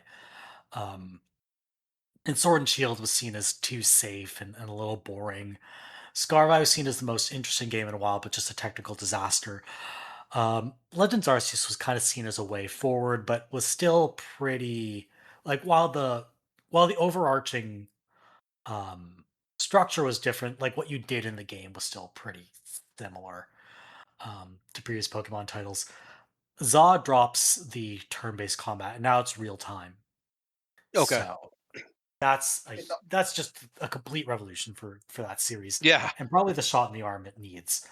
Um, and it's also much more battle focused than Arceus was. Like Arceus was basically just 90% plus just catching Pokemon. Like you needed to catch Pokemon over and over and over to fill out the decks, which was weird and boring. Like I never finished that one. Whereas this one out of the gate is like you're in a tournament and you got to fight, and the battle system is new, and now you can sneak up on people to get cheap shots in and all sorts of crazy stuff. But like, I'm watching this game from afar because I didn't buy it. But what I appreciate the most about Za is that it's set in a French city and everyone dresses like a fuckboy. Um, it's like this game's kind of gone all out on the fashion game. Um, where like other games had their fashions, but it was more like, oh, what brand of clothing for 8-year-olds do you want to wear? Um, whereas now they're really doing like the whole street fashion thing, and I kind of appreciate that because these games are supposed to be very personalizable, right? And this is the first one in a while that has felt like it's really letting people express themselves in that regard. Mm. I remember there was a little bit. Do you remember The World Ends with You? Was that the name of World it? ends with Remember you. that one? Yeah, Yes. There was a lot of that in that one, like fashion stuff. yeah. Um, that was in fact like to bring us back to Digimon. A lot of those vibes were in Digimon Story Cyber Sleuth and Hacker's Memory because they were centered around like fashionable districts of Tokyo. So a lot of it took place in Ikebukuro and Shinjuku. And while you do go to Shinjuku in the new Digimon story game, Time Stranger, there's a lot less of that emphasis on like fashion and otaku culture. Like you do go to Akihabara, but you just kind of go there to do some quests while you're still in the Japan part of the game. Um, and it doesn't have those same vibes, which I kind of miss. Right? Like one of the few things I liked about Tokyo Mirage Sessions was like running around Tokyo and like dealing with fashion and all of that. Fashion issues, fashion problems. Yeah, this like Digimon Story. Okay, the fun thing though about Digimon Story is so you dress in this really prominent agent outfit. That's like the outfit you start with. Um, the like you choose a male or female character to begin with. I'd describe the female default female character outfit as an anime nurse cop. So it's like if Officer Jenny and Nurse Joy kind of fused and like had an aqua green outfit. Um, and in fact, characters keep remarking on like, "Hey, are you into cosplay? Wow, you look like someone from an anime." Um, it's like the first 10 hours of the game. Eventually, you unlock different outfits and they stop commenting on your clothes. But it's very funny to begin with that everyone's like, you really probably, if you're an undercover agent, you probably shouldn't stand out this much. Um, because you're an undercover agent from the future, and apparently in, I don't know, the year 2035, we'll all be dressing like anime nurse cops. But what do I know? Um, And like on final thing on the narrative that I want to say, that has kind of sparked a little bit of discourse online because this game has reached a level of prominence that has caused discourse previously when a Digimon game released is kind of like, hey, if a tree falls in the forest, does it make a sound? Um, the plot is, in a lot of people's opinions, kind of stupid. And I'm not far enough in the game to be able to say whether or not I agree with that. Um, but a lot of the criticism is centered around this game kind of tackling more difficult themes in a more, let's say, simplistic way than an adult might be used to. Um, and So again, you not said having gone, it did age with its audience for the most part? it did age with this audience, so it is Mhm. tackling some, but like, if you're aging into your 30s, this Right. is aging into something that's like aimed at, you know, teen to 25 crowd, right? Gotcha. So, like, But it's Digimon. Like, if you want a mature story, play Tell Me Why. Like, come on. yeah, like, okay. That's kind of where I'm going with this, which is, and by the way, love telling why that game fucking rules. Um, like, shonen anime has its own particular tropes and its own particular rhythms, and those are very much up for critique. Don't get me wrong. Like, I'm not saying don't criticize a thing, but those are also kind of like genre conventions. And to some extent, when you're looking at a piece of art, I think it's incumbent upon you to try to meet it where it is. Like, I don't go into, I don't know, a Souls like and say, well, I'm expecting rainbows and unicorns because that's not what that genre is. Um, and similarly here, like, if you're expecting a deep treatise on choice and consequence, or like a complex examination of racial discrimination, how it's linked to xenophobia, and how we treat immigrants, which is apparently where this game ends up going to some degree. Um, I think all you can really expect is that it treats the topic with respect and is on the right side of history. Um, because keeping in mind that teenagers are playing this, and it's not supposed to be that deep. It's just supposed to get you thinking a little bit and impart a lesson. Um, expecting like really gray morality or like a really thorough, nuanced examination of a particular issue is just not what this genre is designed to do. Mhm. Like, Um, there's no way for it to succeed. It's just kinda gotta keep doing what it can. yeah, like if you want to pause, like if you want the game to like pause for 20 minutes to explain in depth why its particular um, allegory is correct and viable and not at all disrespectful. Like, you're just not going to get this game breaking the fourth wall and talking to you like that Mhm. for for 20 minutes. And the games that did do that this year, they were they were heavily critiqued for it. Like, sorry, I'm going to spoil an indie game from this year. This is something that Consume Me does, and people are not fully happy about that. I'll say for my part, this is something Yōtei does, and I think it's by far the worst part of the game.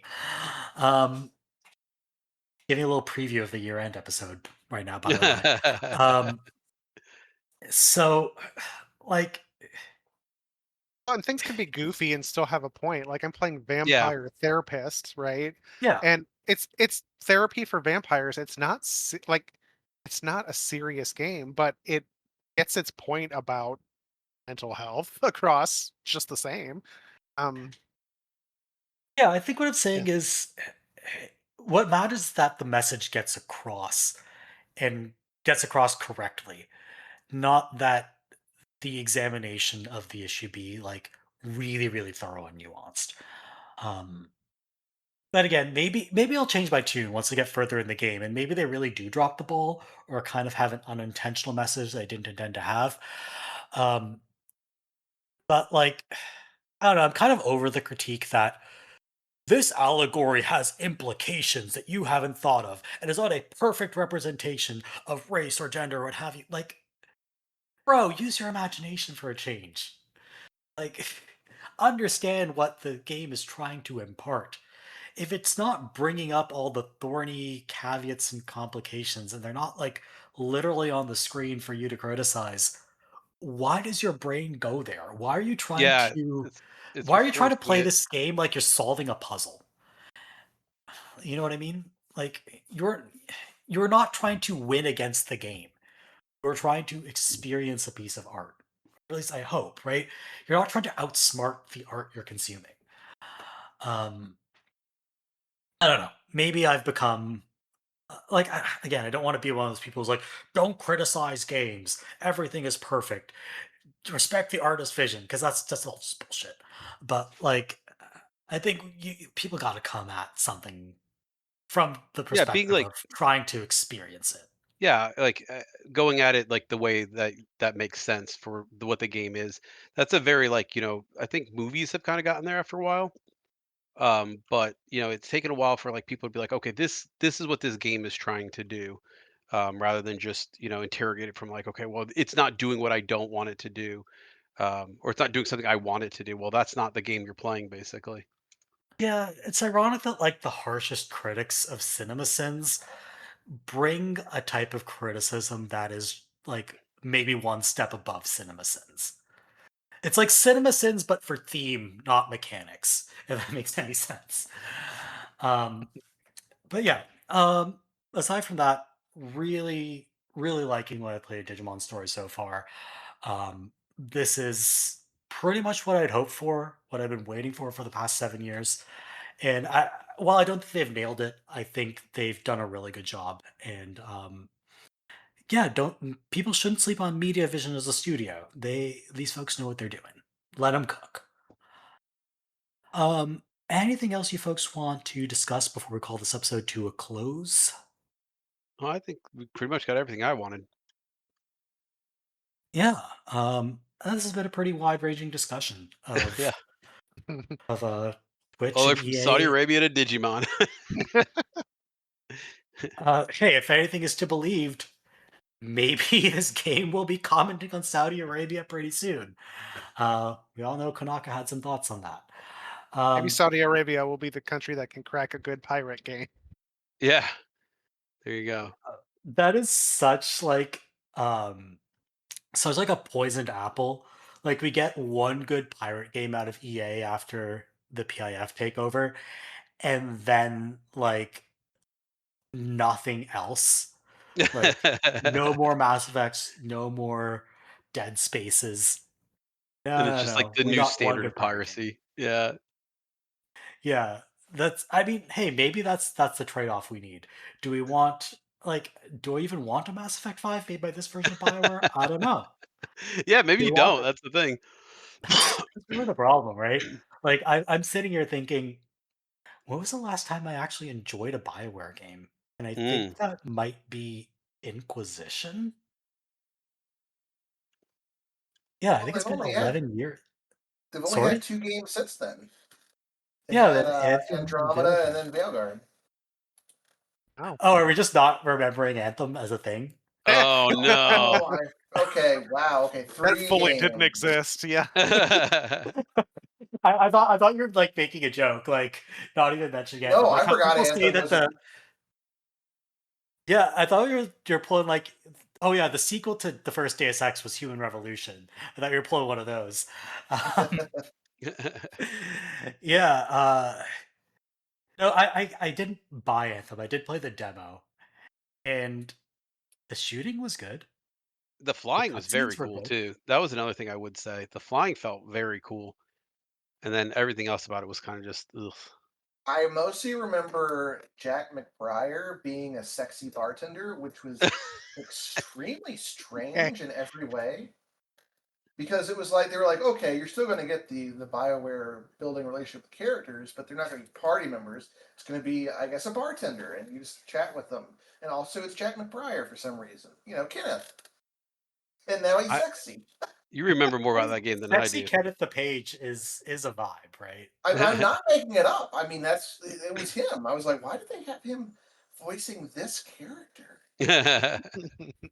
Well, I mean, why not? Like, let Kenneth the Page be sexy, right? It's like it's people. Some people are into that. I don't know. Like, yeah, not how I would swing, but like, I'm just you know, saying maybe I could if see he's that. going to be the maybe if he's going to take a role like that, he needs to dial down the Kenneth the Page Oh voice. yeah, he's still That's just his him. actual voice, though. That is literally his voice. He's not putting it on, right? Um, but maybe, maybe he Yeah, could do like a slightly different. I think he's I don't capable need of sultry oxygen. fix it Felix. I'm good, thanks. Sultry fix. Okay, well, Fix It Felix is a child. That's different. Kenneth the Page is a major. um, yeah, like, do I really want the version of Bioware that made Anthem to make a Mass Effect 5? I mean, the shooting would be good, probably, but can that version of Bioware like structure interesting challenges or like have good level design? I don't know. And remember, They, that was the game they wanted to make. There was a lot of like, well, EA made them make this game, and then I think later on down the line, we probably were like, no, that's actually the game they wanted to make. Yeah, like EA made them make something as like the multiplayer in Inquisition or like all of Veilguard. That game is like I mean that Veilguard is I would describe as the best possible execution of not a single good idea. Yeah, yeah, that's a good way to put it. Like I didn't hate everything it. It works, just but it wasn't great. Yeah, Sorry, Kappa, go ahead. exactly. everything in it felt like it was like adequate, but nothing was blowing me away. Yeah. I've heard good things about Everything the felt Necromancer.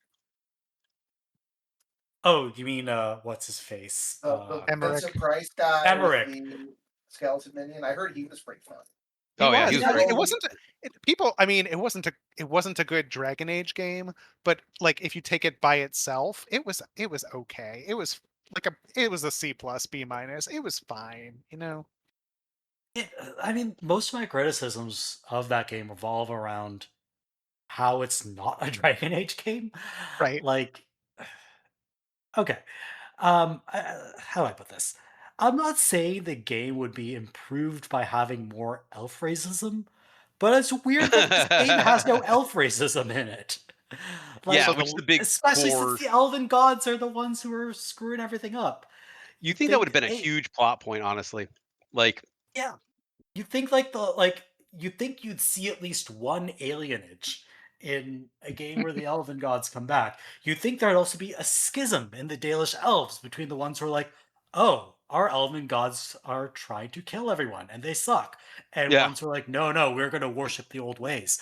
well, Um, speaking of adult like, themes, and we do not need to follow this path, but it also wasn't horny enough. it oh, wasn't. it That's a good totally way to put wasn't. it. Yeah. It was not horny. Like Bioware used to be like, I don't want to how do I put this.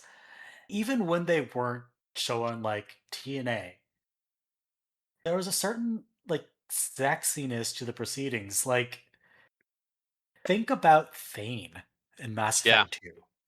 That dude is dripping sex. Okay? But Yeah, I'm not saying like, you have to show everything, but like Veilguard was very like yeah, Lisa it's Simpson's not like he's posing non-threatening for boys Fornax, right? magazine. Yeah. Yeah, it's just here for like, anyone who listens who's not played Mass Effect 2, the entirety of the romance with Thane is sitting across from from him at a table and holding his hands. I think we need to recognize what you're describing here is not some like super erotic thing. It's the sad fish man that you get to hold hands with. and it's sexier than literally anything in Veilguard. Yeah. Oof. Yeah. Um, I, I don't know where my opinion. I have not played Veilguard. I don't know if I'll ever get around to playing Veilguard. I do feel like Baldur's Gate 3 was too horny. I was just sort of like I'm tired of beating these people off with a stick, so to speak. Yeah. Just let me play my role playing game. I don't want to have to constantly opt out of hardcore pornography.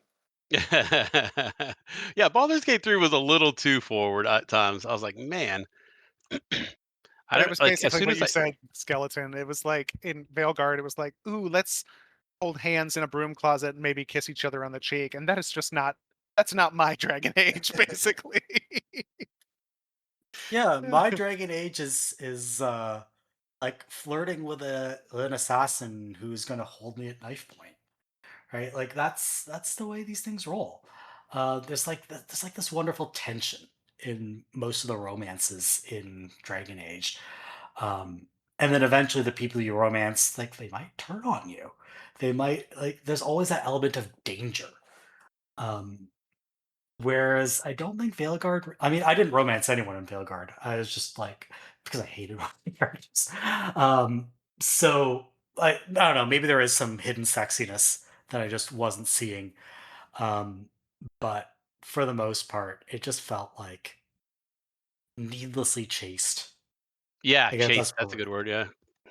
Yeah. Back to the original question of do we want to see like do we want to see modern BioWare do that? Like, do we care to see some of these franchises continued on? I would rather see something that is Mass Effect esque, Mhm. a spacefaring adventure with, a party of buddies from new people in a new setting than forcing a new Mass Effect when they already tried and failed to do that once. What's that game that's in development along those lines? That Matthew was. McConaughey does all the trailers. I don't know what it's called, but it sounds interesting if they stick landing. It What is sounds that like called? it's basically Mass Effect plus time travel. I don't like the art design that they've shown off. It's very like teal and black. Sorry, not teal and black, orange and black. Um, very Exodus. like Exodus. Yep. Exodus. That's it. Well, Yeah, some I of the don't. stuff, like apparently there's like like bears who have been elevated to be like sentient beings. Like they're like bears. They're just regular animal bears that people have given guns and brains to. There's like weird like Cenobite flesh ships. Like there's cool stuff out there, Yeah, but you like don't really that's know what you anything got to about lead with, the though, game. right? Show me the sentient bear should be your first selling point, right? If you got sentient. Tell me you got bears, then I'm in. Yeah, like literally there's a game that came out last year called Bears in Space, and I bought it based just on the title. Still haven't played it. I will play it. But I bought it just because of the title. Right? I was like, let's meme game this up. Um, Lean into that shit. Like if you've got something cool, show it off. Right? What's with this like hyper conservative way of marketing where you're just showing the most generic JJ Abrams ass shit to get people like no one gets hyped for that.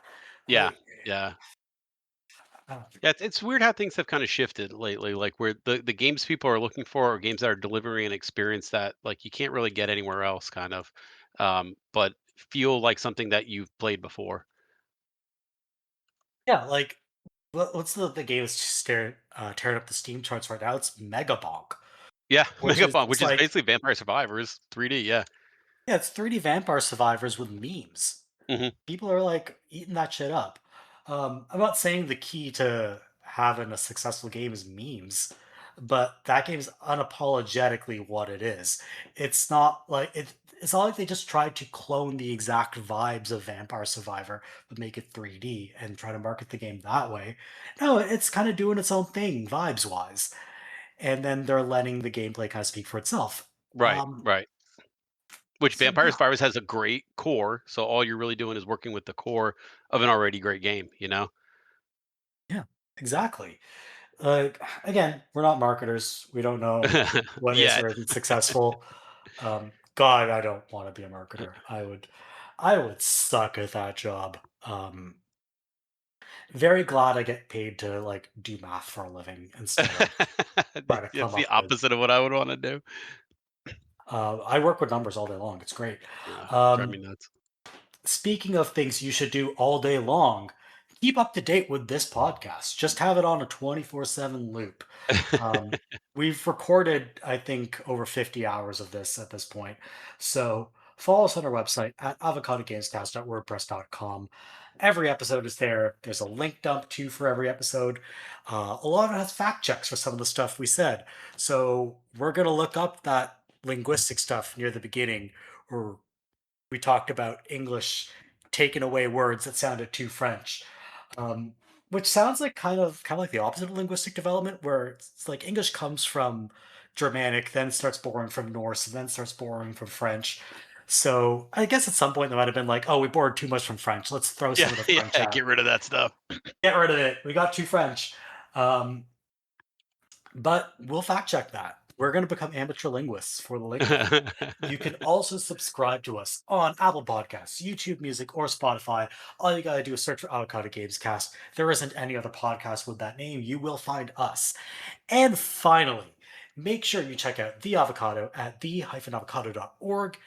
It's not just about video games. It's a community that's about all sorts of pop culture. We've got threads on gardening, politics, history articles that, by the way, have been cited in college syllabi. That's so crazy to So me. you know that that's quality. Um, and a whole bunch of shit posts. Just all the shit Lots of posts. shit posts. Yeah.